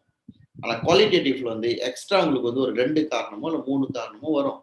ஸோ அப்ப அது வந்து ஒரு நியூ ஃபைண்டிங்ஸா கூட உங்களுடைய ஆய்வுல வந்து அது அமையும். காரணம் என்ன, இந்த குவான்டிடேட்டிவ்ல வந்து நம்ம கொடுக்குற அந்த சால் ஸ்டேட்டிக்ல வந்து அந்த ஐட்டம்ஸ்லாம் இருக்குங்களே, அதெல்லாமே சும்மா நம்ம கண்டு மூடிக்கிட்டு அப்படியே கற்பனையில போறது கிடையாது. எல்லாத்துக்கும் வந்து பின்னால லிட்ரேச்சர் வந்து உதவி செய்யணும். Must be support by the literature review. அப்ப லிட்ரேச்சர் ரிவ்யூல இருந்தா நீங்க வந்து அந்த ஐட்டம்லாம் எடுப்பீங்க. சில வேலைகளும் உங்களுக்கு லிட்ரேச்சர் நீங்க செய்யும் பொழுது உங்களுக்கு வந்து சாலிட்டா உங்களுக்கு புல்லட் சொல்லுவாங்களே, உங்களுக்கு அந்த அந்த சோர்ஸ் ரெடி கிடைச்சிரும். அப்ப அந்த சோர்ஸ் கிடைக்கும் பொழுது அதை அப்படியே நீங்க வந்து அடாப்ட் பண்ணிக்கிட்டு அல்லது அடாப்ட் பண்ணிக்கிட்டு நீங்க வந்து உள்ள ஆய்வுக்கு நீங்க பயன்படுத்தலாம். ஆனா இங்க வந்து குவாலிட்டேட்டிவ்ல வந்து அந்த கொஸ்டினர்ல சொல்லப்படாத சில விஷயங்கள் உங்களுக்கு புதிய தகவல்களாக வந்து கிடைக்கும். ஓகேங்களா? ஸோ அது வந்து குவாலிட்டேட்டிவோட முக்கியமான ஒரு பகுதியாக அமையும். அடுத்து வந்து Penelitian phenomena daripada pelbagai perspektif dan makna dari subjek. நம்ம சொன்ன மாதிரி இதோட கொஞ்சம் தொடர்ச்சின்னு கூட சொல்லலாம். சில புதிய பெர்ஸ்பெக்டிவ்ல வந்து நமக்கு வந்து பதில் வந்து கிடைக்கும். அதை நம்ம சொன்னல, இப்ப ஃபேக்டர் வந்து நம்ம 10 ஃபேக்டர் நம்மளே தானே போட்டுட்டு அவனை திக் பண்ண சொன்னோம். இந்த ஃபேக்டர்ல வந்து எந்தெந்த நிலையில இருக்கு அப்படின்னு. இதை தவிர வேற ஃபேக்டர் பத்தி நம்ம அவர்கிட்ட கேட்கறது இல்லைல்ல கொஸ்டினர்ல, குவான்டிடேட்டிவ்ல. ஆனா இந்த குவாலிட்டேட்டிவ்ல வந்து அவரோட பதில் வந்து ஒரு புதிய பெர்ஸ்பெக்டிவ்ல இருந்து அந்த பதில் வந்து நமக்கு கிடைக்கக்கூடிய நிலை வந்து அங்க அமையும். ஸோ அது வந்து நம்முடைய குவாலிட்டேட்டிவ் ஆய்வு இருக்கு. ஓகே, இப்போ வந்து நம்ம இந்த மெத்தடாலஜியோட வந்து ரெண்டுத்தையும் நம்ம மர்ஜ் பண்றோம். இந்த மர்ஜ் பண்ணும்போது ரொம்ப கவனமா நம்ம என்ன பார்க்கறோம்னா, கைடா இனி அடலாம் கைடா சம்புறான் அல்லது ரேக்க பந்து கஜ்ஜா இனி அடலாம் கைடா சம்புறான். அது வந்து நான் முதல்ல சொன்னேன், அது தவறுன்னு. ஏன் தவறுன்னு சொன்னோம்னா, டிசைன் வந்து நம்ம முதல் பார்த்த மாதிரி இதுதான் டிசைன். இந்த டிசைன்ல வந்து அமையல. ஓகேங்களா? ஸோ வேற வேற டிசைன்லாம் இருக்கு. இங்க கொடுத்தது வந்து இங்க இது அசாஸ்லயும் குவாலிட்டியும் செய்யலாம், குவாலிட்டியும் செய்யலாம்.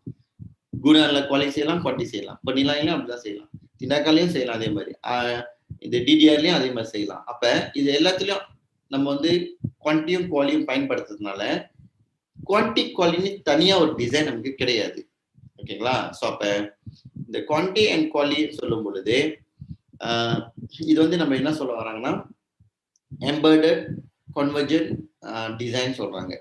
எம்பெடட்னா வந்து ரெண்டையும் கலந்து நம்மளுடைய ஆப்ஜெக்டிவ் அடைவதற்கான டாட்டா வந்து நம்ம தேடுவோம். ஓகே, இப்போ உதாரணத்துக்கு நம்ம சொன்ன மாதிரி மாணவர்கள் வந்து கல்வியில் பின்தங்கிய தங்கியதற்கான காரணங்களை வந்து நம்ம தேடுறோம், ஃபக்டர் தேடுறோம். அப்போ கொஸ்டினை கொடுத்துட்டு அவங்க டிக் பண்ணி கொடுத்துருவாங்க. அதை தேடினோடனே அதை நம்ம ட்ரையாங்குலேஷன் பர்பஸ்க்காக அப்படின்னா அதை மறு உறுதிப்படுத்துறதுக்காக மாணவர்கிட்ட நீங்க கூப்பிட்டு பேட்டி எடுக்கிறீங்க. எதனால நீங்க வந்து ரொம்ப பின்தங்கி இருக்க, அவர் நிறைய காரணங்கள்லாம் சொல்லுவாரு. ஸோ அப்ப குவான்டிடேட்டிவ்ல கிடைச்ச அந்த ரிசல்ட்டை வந்து மீண்டும் மறு உறுதிப்படுத்துவதற்காக இந்த ட்ரையாங்குலேஷன் மெத்தடை வந்து நீங்க பயன்படுத்துறீங்க. ஓகேங்களா? ஸோ ஒன்று நடத்தி முடிச்சோன்னே இன்னொன்னு நீங்க செய்றீங்க. குவான்டிட்டி நடத்தி முடிச்சோன்னே குவாலிட்டேட்டிவ் செய்றீங்க, அல்லது குவாலிட்டேட்டிவ் நடத்தி முடிச்சோன்னே குவான்டிடேட்டிவ் தரீங்க. இது வந்து சீக்வென்ஷியல் ரிசர்ச் டிசைன் சொல்லுவாங்க. சீக்வென்ஷியல்னா குவான்டிட்டியை முதல்ல முடிச்சுட்டு அப்புறம் குவாலிக்கு போறீங்க, அல்லது குவாலியை முடிச்சுட்டு குவான்டிக்கு போறீங்க. அப்ப இதுக்கு தான் வந்து சமயத்தை வந்து இந்த குவால் அப்படின்னு போட்டிருப்பாங்க. குவால் போடும் போது இந்த சீக்வென்ஷியல் மெத்தடை வந்து நீங்க பயன்படுத்தலாம். ட்ரையாங்குலேஷன் எம்பெடட் கன்வர்ஜென்ட் மெத்தட்ல நீங்க வந்து என்ன செய்யலாம்னா, ரெண்டும் வந்து இதுதான் முதல் செஞ்சுட்டு அது முதல் செய்யலாம் அப்படிலாம் இல்லை. இதையும் நீங்க பெரலா செய்யலாம். குவாலிட்டியும் செஞ்சுட்டு குவாலிட்டியும் செஞ்சுட்டு இதோட ரிசல்ட் வந்து உங்களுடைய ஃபேக்டர் அனாலிசிஸ் பார்த்தீங்கன்னா என்ன சொல்லுதுன்னா, அதிகமா வந்து வீட்டு படம் குறைவா செய்யறதுனால இந்த மாணவன் வந்து பின்தங்கிட்டான்னு ஒரு ரிசல்ட் கிடைச்சிருச்சுங்களா. குவாலிட்டேட்டிவ்லயும் நீங்க பேட்டி எடுக்கும் போது மாணவர்கள் ரொம்ப பேர் ஒரு 5 பேர் பேட்டி எடுத்தாலும் 5 பேரும் அதே தான் சொல்றாங்க. அதுவும் ரொம்ப நீண்டு விவரித்து அந்த வீட்டு படம் செய்யாததுக்கான காரணங்கள் கூட ரொம்ப டீட்டெயிலா ஆழமா போய் செய்வான். குவாலிட்டேட்டிவ் வந்து அப்படிதான் இருக்கும், ரொம்ப டெப்தா போகும் அதோட டேட்டா. குவான்டிடேட்டிவ் வந்து அப்படி பரவலாக போகும். இதான் வந்து ரெண்டு வித்தியாசமாக நமக்கு அமைகின்றது. ஓகேங்களா? சரி, ஓகே. Mix method. சரி, மெத்தட் சம்பர்னா it's a procedure for collecting, analyzing and mixing both quantitative and qualitative methods in a single study or series of studies to understand the research problem. இந்த பின்னால விட்டுருங்களேன், சிங்கிள் ஸ்டடியோ இல்லை series of ஸ்டடிஸோ நமக்கு தேவையில்லை. ஆனால் இங்கே வந்து என்னன்னா, it's a procedure for collecting, analysing and mixing both quantitative and qualitative. இதில் பார்த்தீங்கன்னா கலெக்ட் பண்ணுறதுக்கான ப்ரொசீடியர் இருக்குங்களே, அதுதான் வந்து நம்மளுடைய அந்த வகையை காட்டுது, குவான்டியா குவாலியா அப்படின்னு. ரெண்டாவது நான் முதல் சொன்ன மாதிரி நீங்க கிடைச்ச டேட்டாவை வந்து எப்படி அனலைஸ் பண்றீங்க. அப்ப இந்த அனலைசிங் மெத்தடும் நீங்க வந்து குவான்டி பயன்படுத்துறீங்களா, குவாலிட்டேட்டிவ் பயன்படுத்துறீங்களா என்பது வந்து நமக்கு வந்து அங்க உறுதிப்படுத்தும். சரிங்களா? ஓகே, இப்போ வந்து mengapa perlu menjalankan penyelidikan method campuran. So இந்த மெத்தடு, இந்த அணுகுமுறை நீங்க ஏன் பயன்படுத்த வேண்டும்? When you have both quantitative and qualitative data and both type of data together, provide a better understanding. இதுதான் ரொம்ப முக்கியங்க. Provide a better understanding of your research problem than either type by itself. ஓகேங்களா? இந்த research problem ஆரம்பத்தில் நம்ம வச்சிருப்போம். Research வந்து ஆரம்பிக்கும் போது முதல்ல ரிசர்ச் ப்ராப்ளம் தானே இருந்துச்சு. அந்த ரிசர்ச் ப்ராப்ளமை வந்து முறையா நம்ம அண்டர்ஸ்டாண்டிங் பண்ணிக்கிட்டு அது சரியான முறையான ஆய்வு முடிவை கொடுப்பதற்கு இந்த ரெண்டு மெத்தடும் ஒருங்கே பயன்படுத்துறதுக்கு உதவியா இருக்கும்னு சொல்றாங்க. இப்ப இதுக்கு இன்னொரு வழி, நான் சொன்ன மாதிரி பாத்தீங்கன்னா வந்து வழி இல்லை, ஒரு முறை, ஒரு காரணியா பொதுவாக அந்த ரெண்டுத்தையும் சேர்த்து பயன்படுத்துறாங்க அப்படின்னு கேட்டா, இந்த குவான்டிடேட்டிவ் டேட்டாவோட ஃபைண்டிங் வந்து குவாலிட்டேட்டிவ் டேட்டாவோட ஃபைண்டிங்கும் வந்து ஒன்னா இருக்கா, வேறுபடுகிறதா? ஓகே, ஒன்னா இருந்துச்சுன்னா ஒன்னாவது கிடைச்ச குவான்டிடேட்டிவ் கிடைச்ச ரிசல்ட் வந்து குவாலிட்டேட்டிவ் சப்போர்ட் பண்ணியிருக்குன்னு அர்த்தம். அப்போ உங்களோட ஃபைண்டிங் வந்து ரொம்ப உறுதியாக சொல்லியிருக்கு, இதுதான் பிரச்சனை, இதுதான் ஃபேக்டர், இதுதான் காரணம் அப்படின்னு உறுதியாக சொல்லப்படுவதாக அமையும். ஓகேங்களா? It is a good design to use if you seek to build on the strength of both quantitative and qualitative data. Okay, நல்ல டிசைன், குட் டிசைன் சொல்றாங்க. இது ரெண்டையும் சேர்த்து மிக்ஸ் பண்ற டிசைன், ரெண்டுத்தையும் சேர்த்து மிக்ஸ் பண்ணோடனே அது ஒரு டிசைன் ஆயிடாது. அதுக்கு தான் நம்ம சொன்ன மாதிரி சீக்வென்ஷியல் டிசைனா இருக்கலாம், அல்லது கன்வர்ஜென்ஸ், எம்பெடட், ட்ரைங்குலேஷன் டிசைனா கூட இருக்கலாம். ஓகேங்களா? When one type of research, qualitative or quantitative, is not enough to address the research problem or answer the research question. ஒரு மெத்தட் மேபி ஒரு குவான்டிடேட்டிவோ இல்லை குவாலிட்டேட்டிவ் மட்டும் நீங்க செய்யும் போது ஒருவேளை உங்களுக்கு வந்து அது இந்த ரிசர்ச் ப்ராப்ளம் வந்து சரியா உங்களுக்கு வந்து அட்ரஸ் பண்ணாம போயிருக்கலாம், அல்லது உங்களோட ரிசர்ச் கொஸ்டின் வந்து சரியா ஆன்சர் பண்ணாம போயிருக்கலாம். அப்ப ரெண்டும் இருக்கும் பொழுது உங்களோட ரிசர்ச் கொஸ்டினோட ஆன்சர் பார்த்தீங்கன்னா ரொம்ப சாலிடா, ரொம்ப குக்கோவா இருக்கும், நம்ம சொன்ன மாதிரி. ஓகேங்களா? So when you want to provide an alternative perspective in a study, அப்ப ஆல்டர்னேட்டிவ் பெர்ஸ்பெக்டிவ்னா உதாரணத்துக்கு குவான்டி செய்யறவங்களுக்கு வந்து ஒரு ஆல்டர்னேட்டிவ் பெர்ஸ்பெக்டிவ் வேணும்னா குவாலிட்டேட்டிவ் வந்து கொண்டு வந்து இணைத்துக் கொள்ளலாம். ஓகேங்களா? சரி, இப்போ இந்த டிசைன் சொன்னோன்னே ஆரம்பத்துல ஜெனிஸ் பெஞ்சிலிட்டிக்கான்னு பார்த்தோம். இப்போ ஜெனிஸ் பெஞ்சிலிட்டிக்கான் மெத்தட் சம்பூரால வந்து என்ன மாதிரியான வகை இருக்குன்னு பார்த்தோம். ஸோ இது வந்து நீங்க ரொம்ப டீட்டெயிலா இப்ப நம்ம தெரிஞ்சுக்க முடியாது, நம்மளுக்கு நீங்க ஒன்னொன்னா போகும்போது தான் உங்களுக்கு வந்து தெளிவா தெரியும். கன்வர்ஜென்ட், பேரலல் டிசைன் ரெண்டும் ஒரே நேரத்துல ஒன்னாவே ட்ராவல் பண்ணோம். ஓகேங்களா? நம்ம சொன்ன மாதிரி. ரெண்டாவது வந்து எம்பெடட் டிசைனா ரெண்டு மிக்ஸ் பண்ணிடுவீங்க, குவான்டிட்டியும் குவாலிட்டியும் மிக்ஸ் பண்ணி கொண்டு போய் செய்வீங்க. ஓகேங்களா? ஓகே, இங்க வந்து சீக்வென்ஷியல் டிசைன், ஒன்னு முடிஞ்சோன்னா ஒன்னு. அப்பனா அந்த 2 ஃபேஸ் இருக்கு பாருங்க. ஃபர்ஸ்ட் ஃபேஸ் வந்து மேபி குவான்டிட்டியா இருக்கலாம், செகண்ட் ஃபேஸ் வந்து குவாலிட்டேட்டிவா இருக்கலாம். ஸோ இது வந்து சீக்வென்ஷியல் டிசைன் சொல்லுவோம். ஓகேங்களா? இந்த டிரான்ஸ்ஃபார்மேட்டிவ்னா நம்ம பொதுவாக பயன்படுத்திக்கு வருது, மல்டிபிள் டிசைனும் பயன்படுத்திக்கு வருது. எக்ஸ்ப்ளோட்டரி வந்து அதுவும் வந்து மேபி சயின்ஸ் பேஸ் சம்மந்தமானதுக்கெல்லாம் அவங்க பயன்படுத்தலாம். ஓகேங்களா? நம்ம மொழி சார்ந்த ஆய்வுகளுக்கு வந்து எக்ஸ்ப்ளனட்டரி, கன்வர்ஜென்ட், பேரலல் டிசைன், உங்களுடைய ஃபீல்ட் ஒர்க்காக இருக்கட்டும், அதுக்கெல்லாம் வந்து இந்த வகையான ரிசர்ச் டிசைன் பயன்படுத்துறதுக்கு ரொம்ப பொருத்தமாக இருக்கும். ஓகேங்களா? ஓகே, இப்போ எந்த வகையான டேட்டா நம்முடைய ஒவ்வொரு வகையான அணுகுமுறைக்கு வந்து பொருத்தமாக பொருந்தி வருகிறதுன்னு பார்ப்போம்.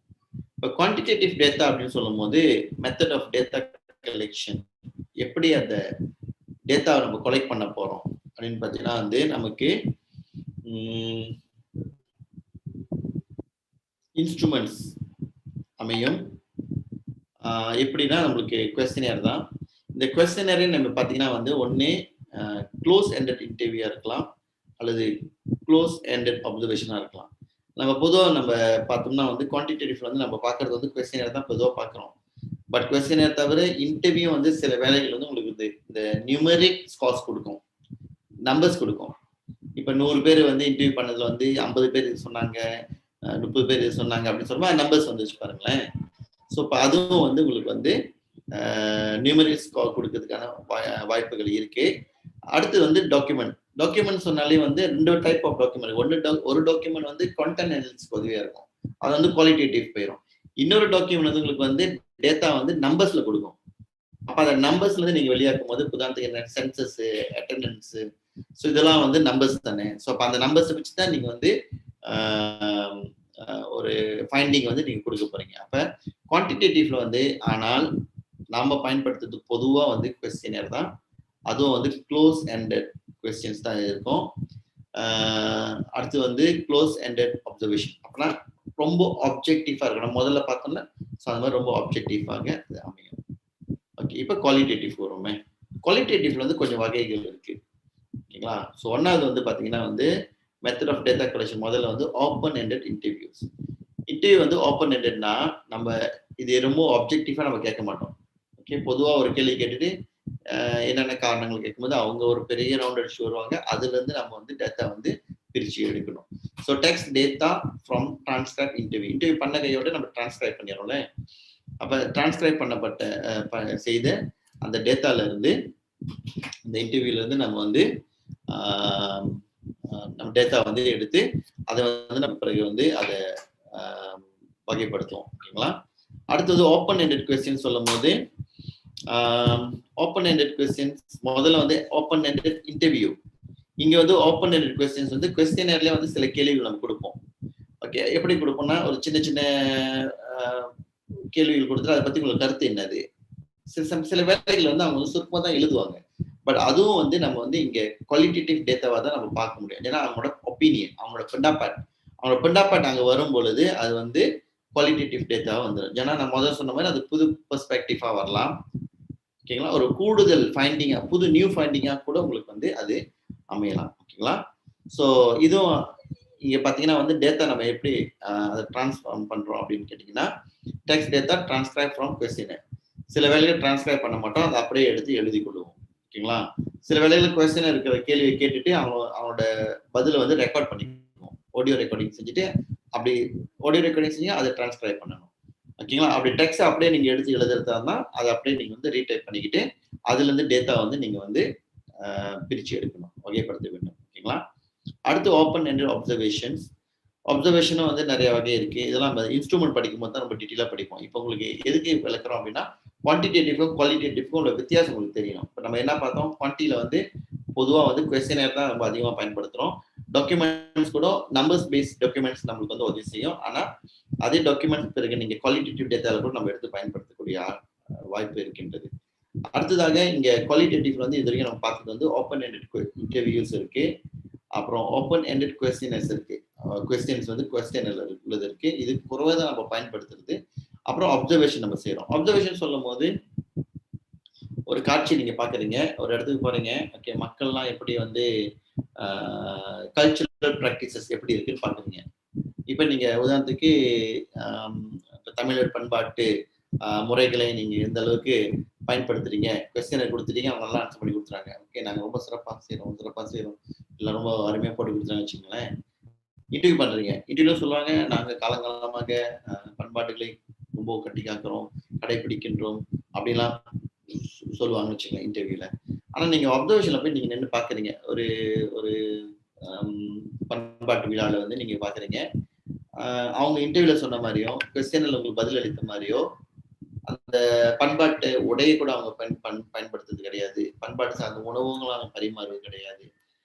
இப்படி முன்னுக்கு பின் முரணாக இருக்கின்ற ஒரு சூழல் அமைகின்றது. அப்ப இந்த அப்சர்வேஷனோட முக்கியமான பங்கு வந்து என்னன்னா, the real scenario இந்த ஃபீல்டுனா அந்த லொகேஷனுக்கே போயிட்டு உண்மையா மக்கள் இப்படிதான் இருக்காங்களா, இப்படிதான் நடக்குதான்னு ஒரு ஒரு ஆய்வாளர் என்ற பார்வையில இருந்து நீங்க பார்த்து அதை உறுதிப்படுத்துறது, இது ஒரு வகை.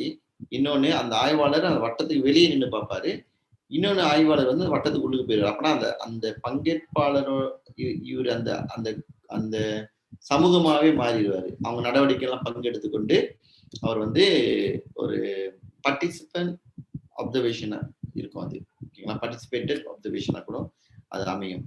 நான் பார்ட்டிசிபேட்டட் அப்சர்வேஷன் அப்படின்னா வெளியே நின்று பார்த்துட்டு ஃபீல்ட் நோட்ஸ்னா வந்து குறிப்பெடுக்கிறது, அவ்வளவுதான். குறிப்பெடுக்கும் போது அதுல இருந்து சில தீம்ஸ் நம்ம பிரிக்கலாம், சில கோட்ஸ் வந்து நம்ம பிரிச்சு போகலாம். அது பிறகு நம்ம இன்ஸ்ட்ருமெண்ட் படிக்கும்போது பார்ப்போம். அடுத்து டாக்குமெண்ட்ஸ் சொல்லும் போது ஒரு 5 நிமிடம் இருக்கின்றது. டாக்குமெண்ட் சொல்லும் போது பலதரப்பட்ட டாக்குமெண்ட்ஸ் வந்து நீங்க எடுத்து பயன்படுத்தலாம். ஓகேங்களா? எப்படின்னா எந்த ஆய்வு செய்ய போறீங்களோ அதை பொறுத்து இருக்கு. உதாரணத்துக்கு ஒரு மொழி பயன்பாடு சார்ந்த ஆய்வு செய்ய போறீங்களா, அவங்க கொஸ்டினர்ல நம்ம எடுத்துடலாம், டேட்டா இன்டர்வியூ பண்ணி டேட்டா எடுத்துடலாம். அப்சர்வேஷன்ல கூட ஒவ்வொரு நிகழ்ச்சியில உட்காந்து என்ன மொழி பார்க்கறாங்கன்னு எடுத்துடலாம். டாக்குமெண்ட் சொல்லும் போது உங்களுடைய அழைப்பிதழ்கள்ல, இப்ப திருவிழாவோட அழைப்பிதழ்கள்ல இந்த மாதிரியான சில மலர்கள் நிகழ்வு நிகழ்ச்சி முன்னிட்டு வெளியிடுவாங்களா சில மலர் வெளியீடுகள்லாம். ஓகே, அந்த மாதிரியான இதுல என்ன மாதிரியான மொழி பயன்படுத்துறாங்க, எவ்வளவு அதிகமா பயன்படுத்திருக்காங்க. ஸோ இதெல்லாம் டாக்குமெண்ட்ஸ்ல இருந்து நீங்க வந்து அடையாளம் கண்டு எடுக்கிறது. ஓகேங்களா? ஸோ இந்த text data optically scan from diaries, journals, letters, official documents. நமக்கு சில சமயத்தில் உங்களோட டைரியில இருந்து உங்களோட ஆய்வு இருந்துச்சுன்னா அந்த டைரியில என்ன மாதிரியான மொழி பயன்படுத்தி எழுதியிருக்காங்க அப்படின்னா அது வந்து டெக்ஸ்ட் டேட்டாவா இருக்கும். அப்ப அது டாக்குமெண்ட்ஸா இருக்கும். ஜேர்னல்ஸ் சொல்லும் போது இது நம்மளுக்கு ரெண்டு பிரைமரி சோர்ஸ், செகண்டரி சோர்ஸ் இருக்கு. அதனால ஜேர்னல்ஸ் ரொம்ப அதிகமா பேசல. லெட்டர்ஸ், ஓகே, சில லெட்டர்ஸ்ல இருந்து எப்படிப்பட்ட ஆய்வுகளை வந்து நம்ம செய்ய முடியும்னா டெக்ஸ்ட் டேட்டா தான் அது. சில ஆஃபிஷியல் டாக்குமெண்ட், இப்போ நம்ம சொன்ன மாதிரி இந்த பப்ளிக் டாக்குமெண்ட்ஸ்ல ஆஃபிஷியல் டாக்குமெண்ட்ஸா இருக்கும், இல்லை ப்ரைவேட்டா கூட இருக்கலாம், ஆஃபிஷியல் டாக்குமெண்ட்ஸா இருக்கும். ஸோ இதெல்லாம் வந்து டெக்ஸ்ட் டேட்டாவாக நம்ம பார்ப்போம். ஓகே, விஷுவல் மெட்டீரியல் சொல்லும் போது போட்டோஸ், ஆடியோ, அடுத்து வந்து வீடியோஸும் வந்து நம்ம வந்து எடுத்துக்கொள்ளலாம். ஓகே, பொதுவாக இப்போ பள்ளியில மாணவர்கள் மத்தியில செய்கின்ற அந்த ஆய்வுகள்லாம் வந்து பொதுவாக இப்போ வந்து வீடியோ காணொலி எடுப்பது வந்து அவங்க தவிர்க்கிறாங்க, அனுமதி கொடுக்க மாட்டாங்க இபிஆர்டி. ஸோ நீங்க அப்படி ஆய்வு செய்யறதா இருந்தால் நீங்க அந்த தகவலையும் நீங்க உள்வாங்கிக் கொள்ள வேண்டும். எதுலாம் நமக்கு வந்து ரெஸ்ட்ரிக்ஷன்ஸ் இருக்கு, எதுக்கெல்லாம் அனுமதி வழங்கப்படுகிறதுன்னு பார்த்துட்டு நீங்க வந்து அதுக்கேற்ற மாதிரி உங்களோட இன்ஸ்ட்ருமெண்ட்ஸ், நீங்க ஆய்வு கருவிகள் வந்து நீங்க பில் பண்ணிக்கலாம். ஓகேங்களா? சரி, இந்த சஹான் இதெல்லாம் வந்து இன்ஸ்ட்ருமெண்ட் பயிற்சி. நான் இன்னைக்கு வந்து அதை பத்தி நம்ம அதிகமா பேச முடியாத காரணத்தினால வந்து நினைக்கிறேன் இதோட நம்ம முடிச்சுக்கலாம் நினைக்கிறேன். சரி, இப்ப உங்களுக்கு கேள்வி பதில் எதுவும் இருக்குங்களா? சில பேர் கேள்வி எது போட்டிருக்கீங்களா? ப்ளீஸ் ஃபில் அப் தான் இருக்கு. ஓகே, மகேஸ்வரன் கேட்டிருக்காரு, தயவு செய்து வருகை பதிவாரத்தை முன்கூட்டி அனுப்பவும், 9 மணிக்கு மேல் இன்னொரு இதுவும் சந்திப்பேன், நேசிக்கிறேன். ஓகே, ஸ்கலா லிக்கட் 1 to 4 அல்லது 1 எது பயன்படுத்துவது சிறப்பு? மகேஸ்வரன் கேட்டிருக்காரு. ஓகே, சரி, இப்ப நம்மளுக்கு வந்து கடந்த காலங்கள்ல வந்து நம்ம வந்து 5 points லிக்கட் ஸ்கேல் சொல்லுவாங்க. அதுல வந்து ஒரு சிக்கல் என்ன வரும்னு கேட்டீங்கன்னா, இப்ப வந்து மிகவும் ஏற்றுக்கொள்கிறேனா? சரி, இப்படி போடலாம்.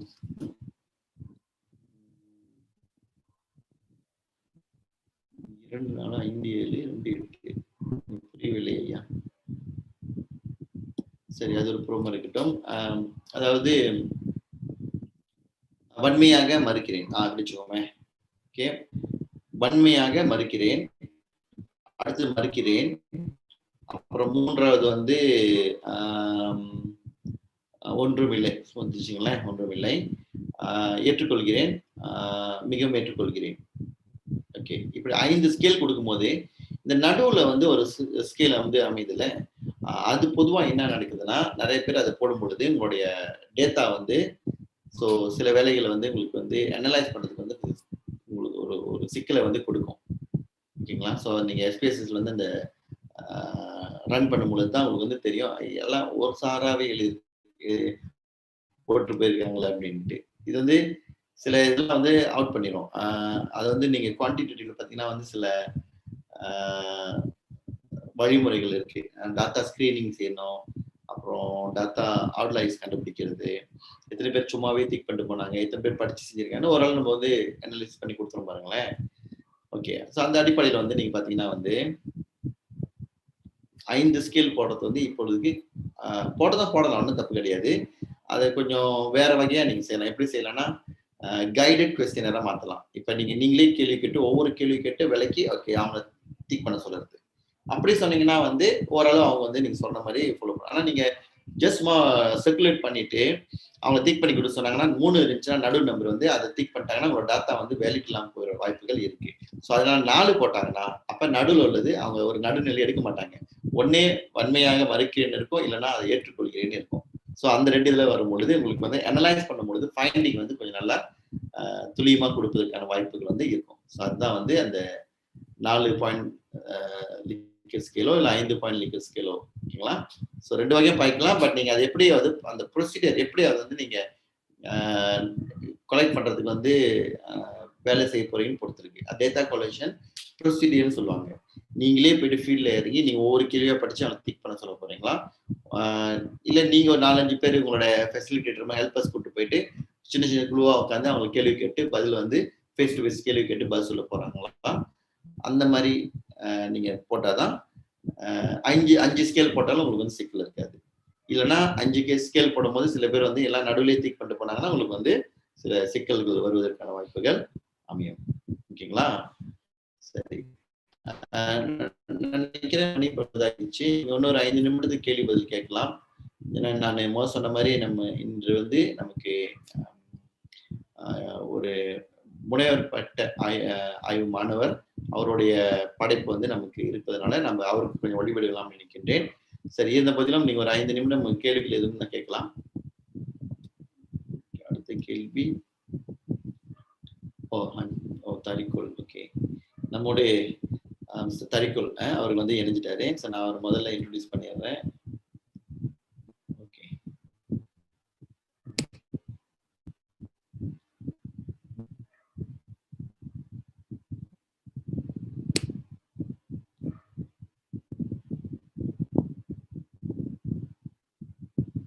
okay.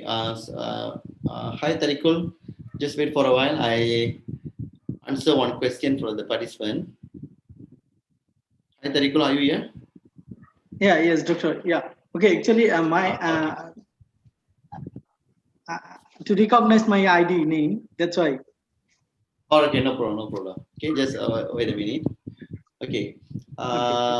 தமிழ் ஆசிரியர்கள் பயன்படுத்தும் தமிழ் கல்வி விசைப்பலகை முறைமையில் காணப்படும் சிக்கல்கள். இப்போ நீங்க வந்து சிக்கல்கள் அடையாளம் காண போறீங்கன்னாங்க சார், எந்த ஆய்வு அணுகுமுறை நீங்க வந்து குவான்டிடேட்டிவும் பயன்படுத்தலாம். கொஸ்டினை கொடுத்துட்டு அவங்க வந்து திக் பண்ணி கொடுக்க சொல்லலாம். இல்லை நீங்க இன்டர்வியூ பண்ணலாம். நீங்க போயிட்டு அவங்கள இன்டர்வியூ பண்ணி கேள்வி கேட்டு செய்யலாம். குவான்டிடேட்டிவும் பயன்படுத்தலாம், குவாலிட்டேட்டிவும் பயன்படுத்தலாம். குவாலிட்டேட்டிவ்ல இன்டர்வியூவும் பயன்படுத்தலாம், அப்சர்வேஷனும் பயன்படுத்தலாம். அதாவது சில வேலைகள் வந்து சில ஆசிரியர்கள்ட்ட போய் நீங்க போய் நேராக பார்க்கலாம். அவங்க எப்படி என்ன மாதிரி தட்டச்சு செய்யறாங்க, அவங்க தட்டச்சு செய்யும் போது என்ன மாதிரி சிக்கல்கள் எதிர்நோக்குறாங்க. பட் அப்சர்வேஷன் ரொம்ப குறைவா இருக்கும். பட் இருந்தாலும் மெயினா நீங்க இன்டர்வியூ கொஸ்டினருமே வந்து முதல் இனஃபாக இங்க இருக்கும் சார். முந்தைய எண்கள் தவறாக தப்பு. ஓகே, சிக்கல் இல்லை. ஓகேவா சார்? Johnson sir. நன்றி சார், நன்றி. குறிப்பு எடுத்துக்கிட்டேன். ஓகே, நன்றிங்க sir.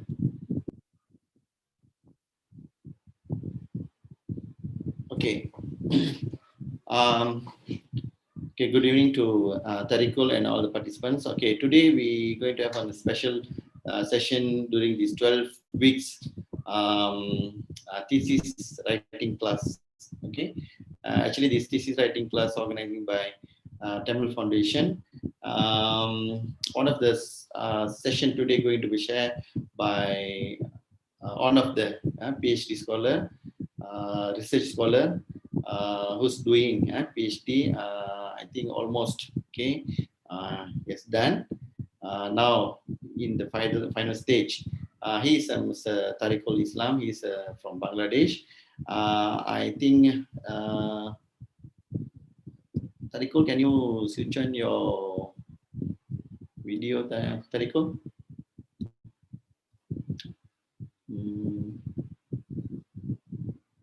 Tarikul.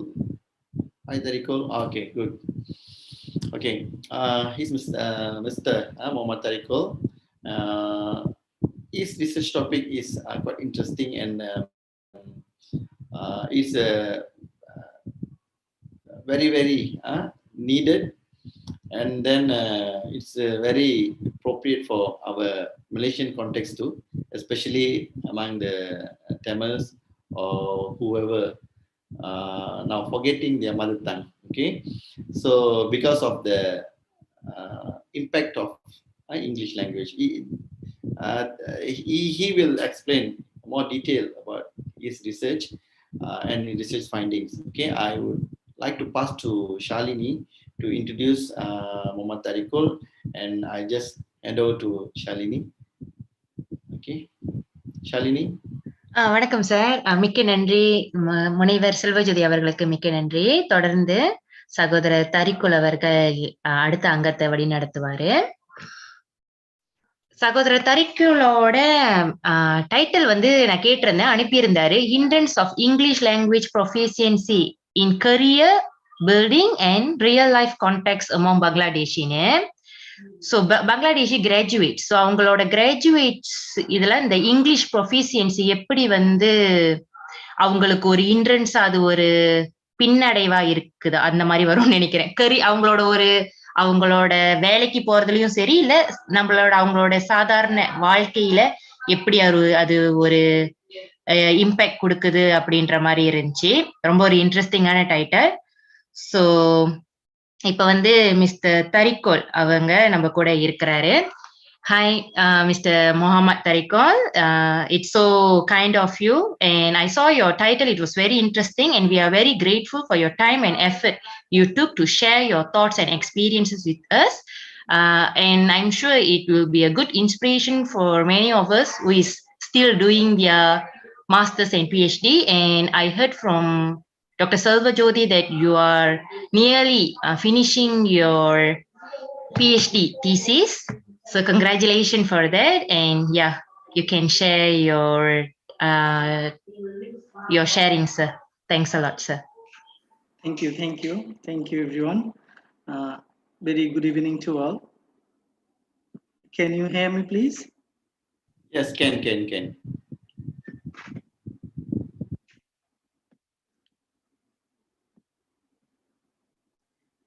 Yeah, actually today, in a short time, my supervisor, my respected supervisor, just share me to present my seminar presentation to share, to get the idea. That's how I have managed to do that. Actually, this is a seminar. That seminar means once proposal defense, candidates are defense, and everything is complete, and then the seminar is conducted. Actually, as you show my presentation, here is the title: The Hindrance of English Language Proficiency in Career Building and Real Life Context Among Bangladeshi Graduates. Here, the word hindrance actually is the meaning of the negative impacts. What's the negative impacts of English language proficiency in career building and real life context? Because due to the globalization, we are more focused on English language and proficiency, but we forget our mother tongue, and we are giving more emphasis on English language proficiency. That's why I have selected the research topic on hindrance of English language proficiency. That is very common in the Tamil communities. I saw there are many families in Tamil communities. Their parents are talking in English in the family and outside, everywhere they are using English language instead of their mother tongue. That's the hindrance of English language to Tamil language. Okay, that's in introduction part. I want to introduce the presentation segmentation into 12 major sections, which is background, little bit background of the Bangladeshi English language proficiency, and then the problem statement, and then the research objective and questions that we have selected to find the answer of the research, and then the significance. What is the significance of the study? And then the theory and theoretical framework and conceptual framework as well. And then literature and then methodology. As the research was in mixed method approach, so it was a quant finding and qual finding. And then the quant finding and qual finding was triangulated in the next chapter and then conclusion. Doctor, can you hear me and can you see the slides? Sir, we can hear you, but we didn't see any slides here. Have you shared your slides already, sir? Yeah, you don't see the slides. Yeah, we can't see any slides, but yeah, we can hear you very clearly. Okay, sorry.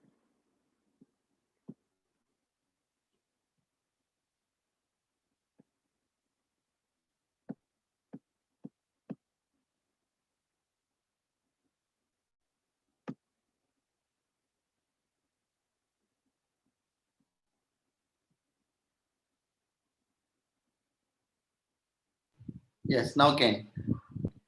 Oh, sorry, doctor.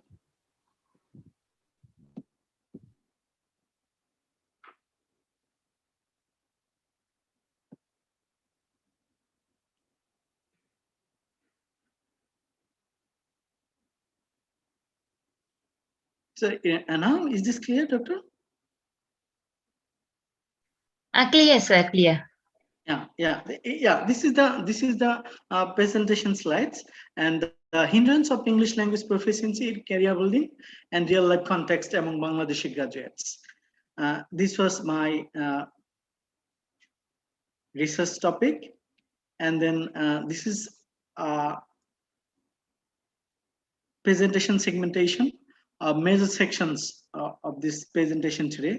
This is background, problem statement, research objective questions, significant theory and theoretical framework, conceptual framework, and then literature, then methodology, and quant finding, qualitative finding, and then triangulation, and then finally the conclusion.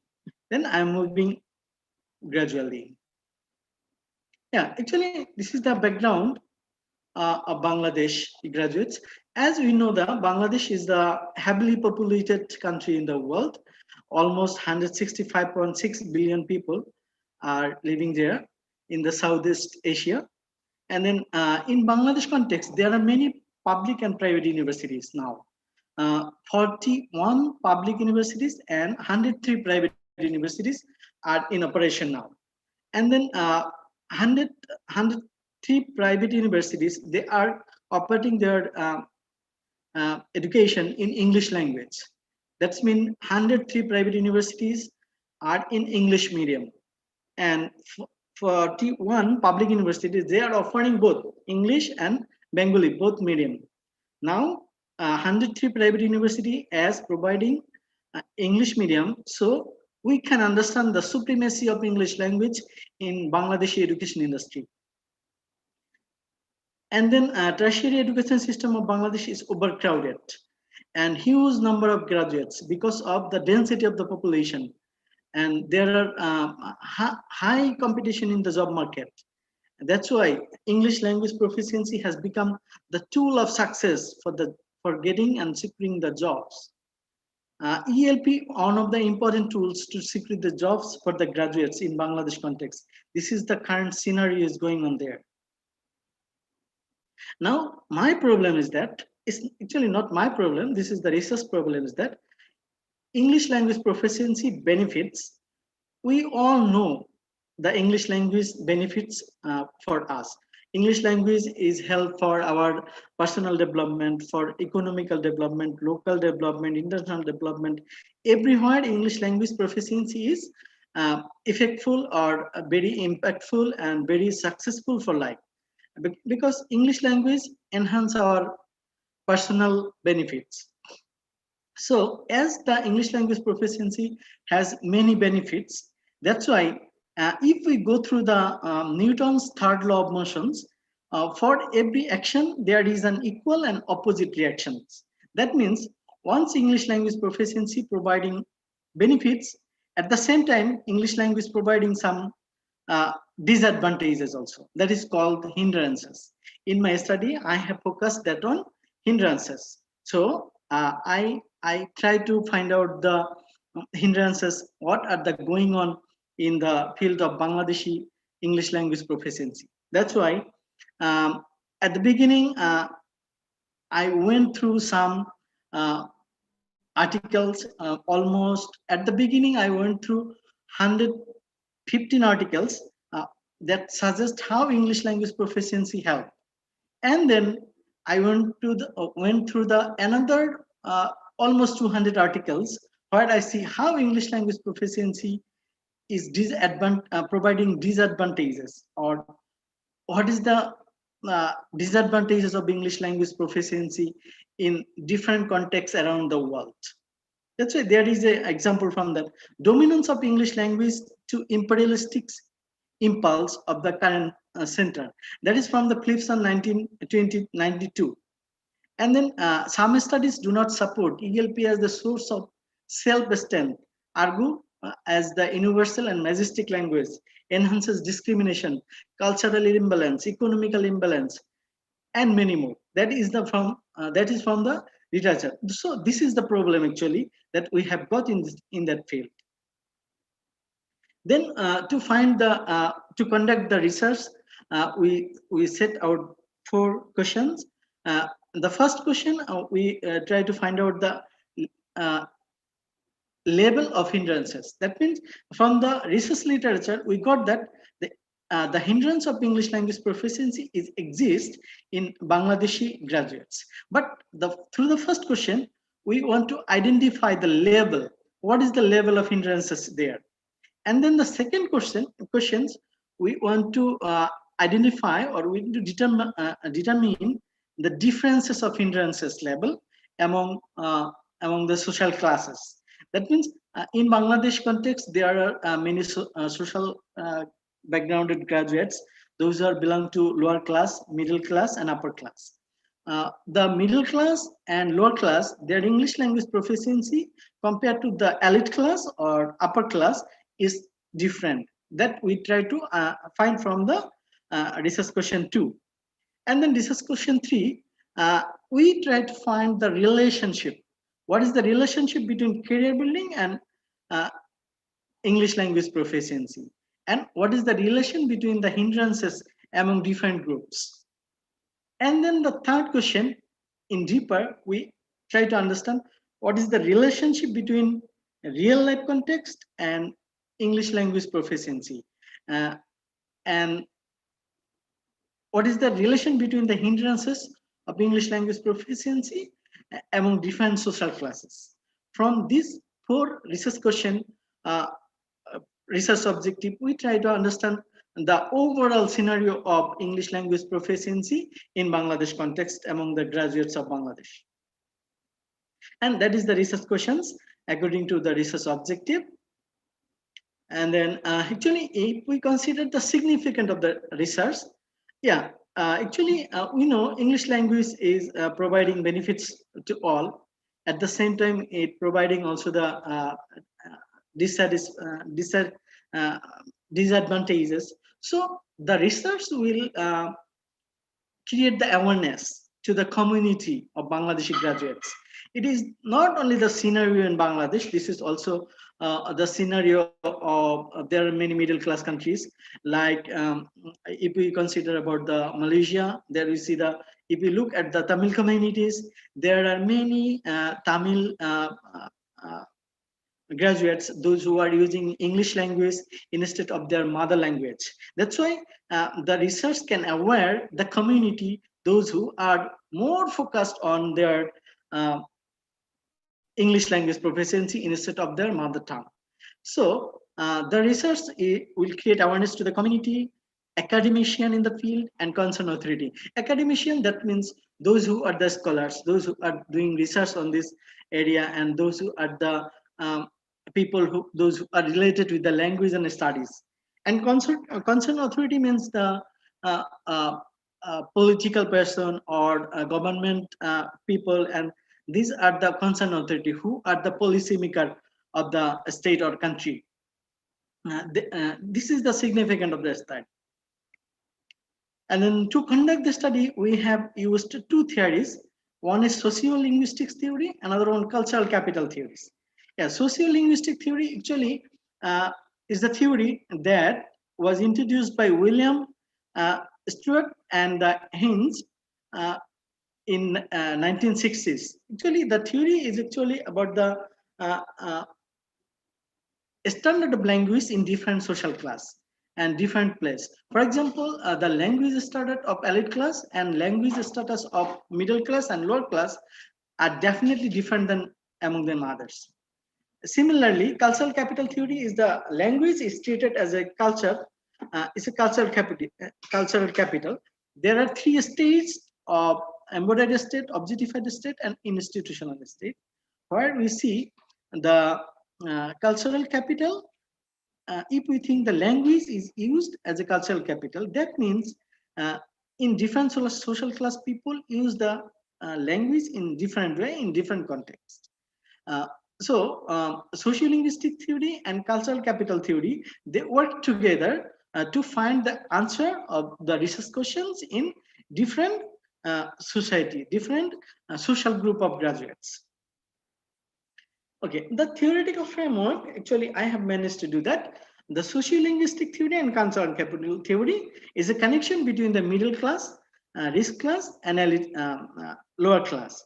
And then cultural capital theory, embodied state, objectified state, and institutional state. They all of them focused on ELP hindrances. And from the research literature, we find out the 7 hindrances of English language proficiency, which is colonial interference, discrimination, dissatisfaction, economical imbalance, local language pollution, and local language threat. And these are the hindrances. So the theoretical framework, the theory supports the study in this way. That is the framework I have managed to produce. And then the conceptual framework, based on the analysis, we have managed to do the conceptual framework based on the findings. Actually, at the left side, ELP's dimensions, CI, D, EC, these all are the English language proficiency, colonial interference, discrimination, dissatisfaction. These all are the hindrances. And the arrow shows that there is a connection between the risk class and ELP dimensions, and risk class to career building and real life context. And then second on ELP dimensions, there is a connection with the middle class. Actually, the middle class and ELP dimensions, the relationship actually is confounding. Based on the finding data, we cannot say that there is the exact relationship between ELP dimensions and middle class, because middle class, this group of people are confounding. But middle class and career building and real life context, they have the strong relationship based on the findings. And then the last one, lower class and ELP dimensions. Yeah, there is a connection and they have a strong relationship with lower class and ELP dimensions that mean ELP hindrances and the career building. This is the conceptual framework I have managed to produce this on. And then from the literature review, as I have already told earlier, that ELP's dimensions as hindrances.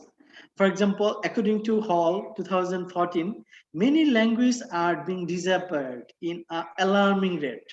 As we know that there are many languages from the world are losing almost its alarming rate. And then similarly, another languages are still in the risk of disappearing as a strong impossibility to pass to the next generation. For example, in that case, I am giving an example that there are many Bangladeshi graduates, those their mother tongue is Bengali, but they are practicing English language too much. So the next generation mother tongue has become English. So first generation, second generation, and third generation, one generation to third generation, the language cannot pass successfully. That is the dangerous issues in the context of Bangladesh due to English language proficiency and English medium instructed institutions. Same thing is here, and then okay. Actually, my research was mixed method approach, triangulation design with convergence model. As you see the model. First of all, I have collected quantitative data and analyzed the quantitative data, and I have got the result of quantitative data. And then I have collected qualitative data, analyzed the qualitative data and qualitative results. Then I have compare and contrast, means triangulation. Here is the triangulation of two sources of data. Survey data and interview data, we have managed to triangulate it. That's mean triangulation. That is the mixed method approach. Okay, a method. If I go through the methodology, there is instruments. The instruments were interview and questionnaires. The questionnaires was 4 sections. The first section, I use email address to collect the email address of the respondents. And then second section was demography. There were 12 items to get the demographic features of the graduates. And then the third section is the hindrances. 35 items were set to get the hindrances, to understand the hindrances of the English language proficiency. And then section 4, there were hindrances, relationship, career building. There were 10 items, and the hindrances, relationship on real life context. Okay, I have to clear one thing here. Language use in career building. Language use in real life context. That means what type of language are we going to use in career building to get the job, to do the business, to do the international communication? What type of language are we going to use for career building? Okay. And then the second one is real life context, language use in real life context. That means here we are what type of language we are using in the friends, family, society, and our daily life use. What's the hindrances level, or what's the hindrances are going on in real life context? This is 2 scenario, one in career building, another one is real life context. And then methodology was for sampling. Okay, Bangladeshi graduates, I choose Bangladeshi graduates, that is from the capital city of Dhaka. I have choose the capital city of Dhaka because capital city of Dhaka is the people from around the country are moving to the capital city because all the educational institutions are in capital city.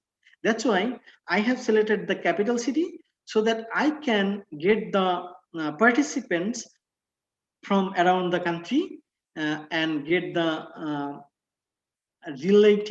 research related and research suitable participants from the capital city. That's why I have choose the capital city. Then sample size, it was 370 respondents through random sampling technique.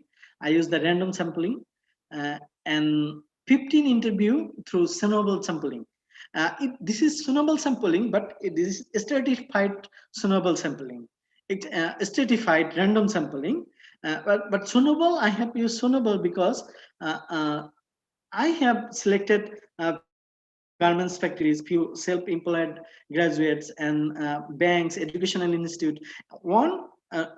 Everyone knows each other. That's why I use Sonable sampling so that they can suggest another one. They can suggest to another one to get the respondent easily. Okay, then data collection procedure. For data collection procedure, actually, I used Google Form because of COVID-19 crisis. I couldn't go physically to collect the data. due to COVID-19 crisis. That's why I used Google Form.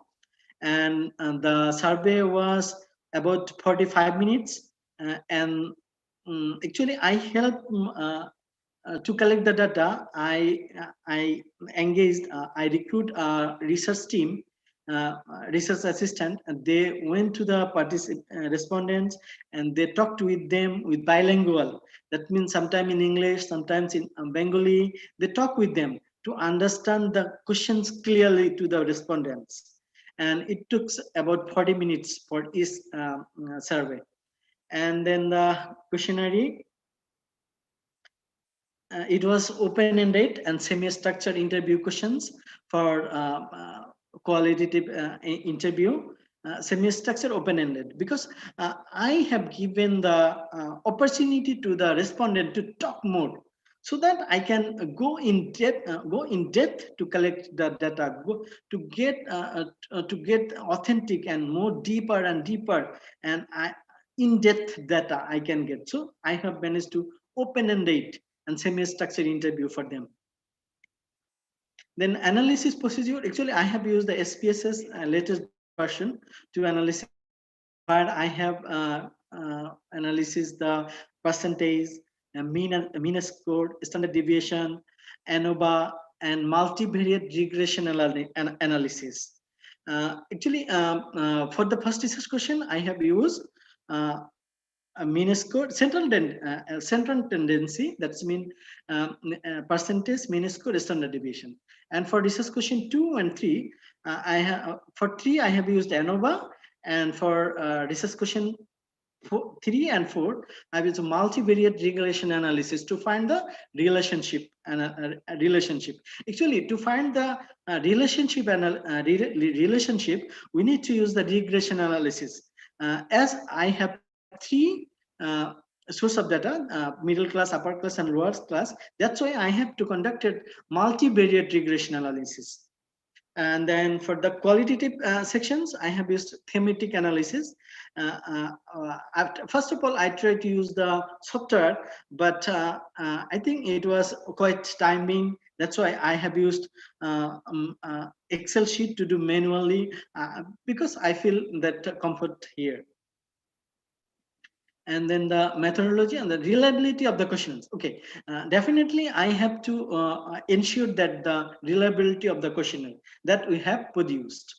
From the Chromebug Alpha report, we have got that the reports that for every sections from the 35 research question items, I have checked the Chromebug Alpha report, but the colonial interference, discrimination, these all are in boundary. That's mean this is not less than 0.7. And then validity for interview protocol. As I have produced the interview protocol to take the interview, that's why I have to ensure the interview protocol is valid or not. That's why I have managed to do the external validity. I have sent the interview protocol and questionnaires to two different same field experts, those who are experts on the same field of questionnaire and interview. And they give me the feedback and give me the suggestions, what should I modify in the questionnaire and interview. And then I managed to do the correction by from there. I have managed to do the correction on my questions. Actually, that was the validity process of interview protocol and questionnaire. And then in a short, I can present the findings, qualitative findings, quant findings, what I have got. Actually, from the quantity, the first research questions, the hindrances of English language proficiency among Bangladeshi graduates, then I saw the mean score and standard deviations. This that is from 1 to 4 was the scale. From 1 to 4, I have the colonial interference, mean score is 3.10. That means this is significant. Significant level of hindrances exist in Bangladeshi graduates. Discrimination 3.08. That means this is also significant. Discrimination 3.08. This is also significant. But cultural addition 2.83 mean score. That means this is moderately significant. Economical imbalance, threat to local language, these all are moderately significant. From the standard deviations, from the scores, I see that the respondents are close contact. That means they are their opinion, the respondents are closely together with their answer. That is from the first research questions. The second research question is the differences of hindrances level among different group of social class. There I got that colonial interference in this class, middle class, lower class is different. Colonial interference is strongly exist in this class, but moderately exist in middle class and lower class. At the same time, discrimination, there is no discrimination in this class, but discrimination highly exists in lower class. In this way, I have got the findings from the research question 2 that English language proficiency varies in different social class, this class, middle class, and lower class.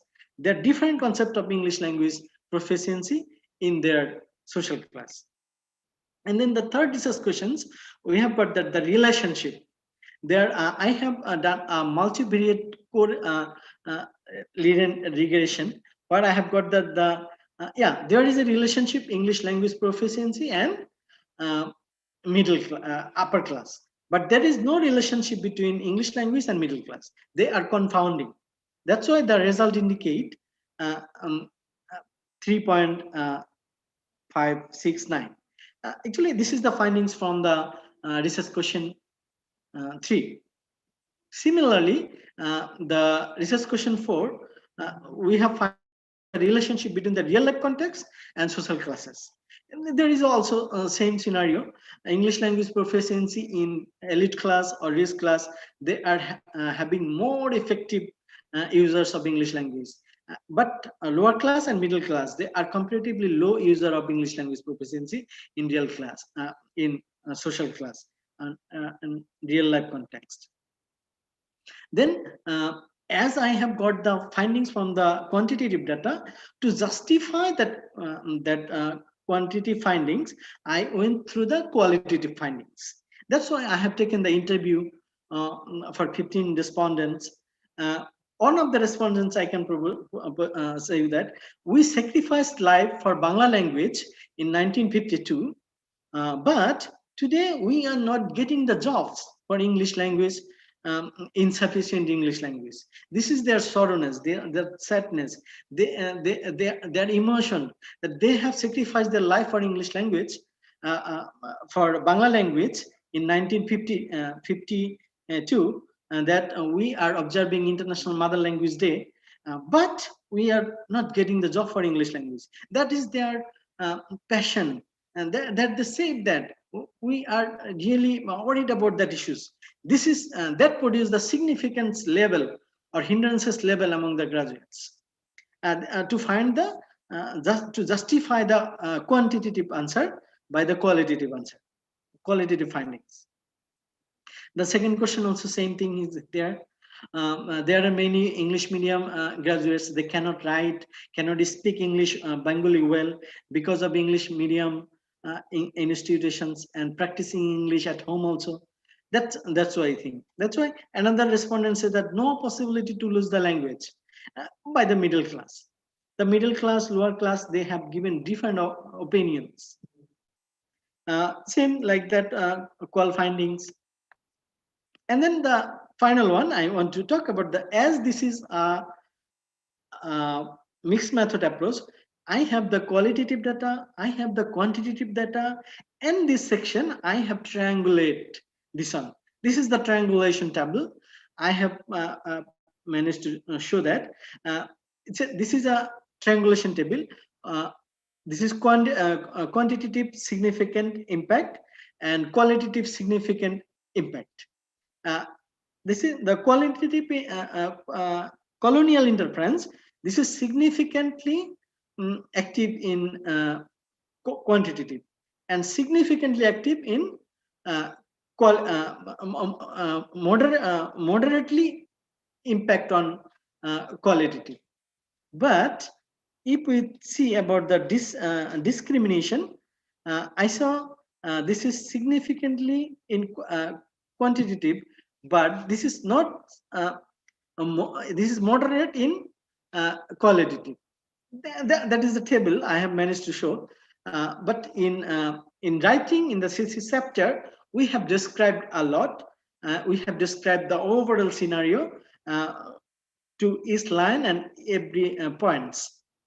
This is the table you have to manage to show the audience or reader or supervisors or to them.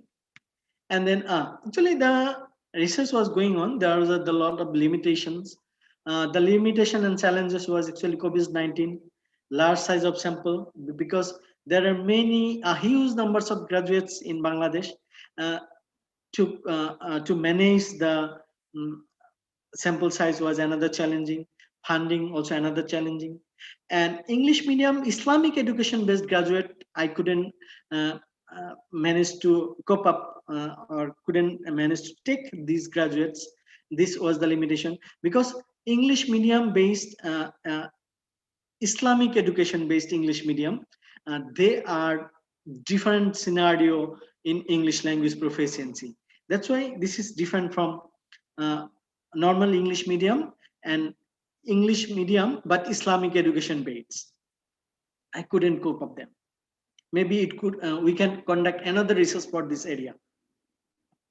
And then suggestion from the findings and from the study, maybe we can conduct mega research to know the overall language scenarios there, specifically in Islamic religious background graduates, internationalization, language and cultural changes, intergeneralizations of language and cultural changes, how language and culture are become changes. We can conduct more studies on that. And then finally, from the findings, we have managed to publish an article, our first article, Supremacy of English Language Proficiency, Identity Transformation Among Bangladeshi Graduates. This paper is already accepted, and this will published sooner. And then second article, we are in progress. We have already submitted, but waiting for the results. That is the publication. And we have planned another one article that is already almost prepared, and we are going through that one. From the 4 research question, we have got 3 articles. Maybe we can do another articles, but that's in our in the process. And then conclusion. ELP's dimensions as hindrance. Significant level of hindrances exist in Bangladeshi graduates. That is proved and found in the study. And then moderate differences of hindrances among social group. And then significant relationship are available in the career building and social class and ELP. Similarly, significant relationship among the real life context and social class and English language proficiency. That is the overall findings of the study. And then thank you very much.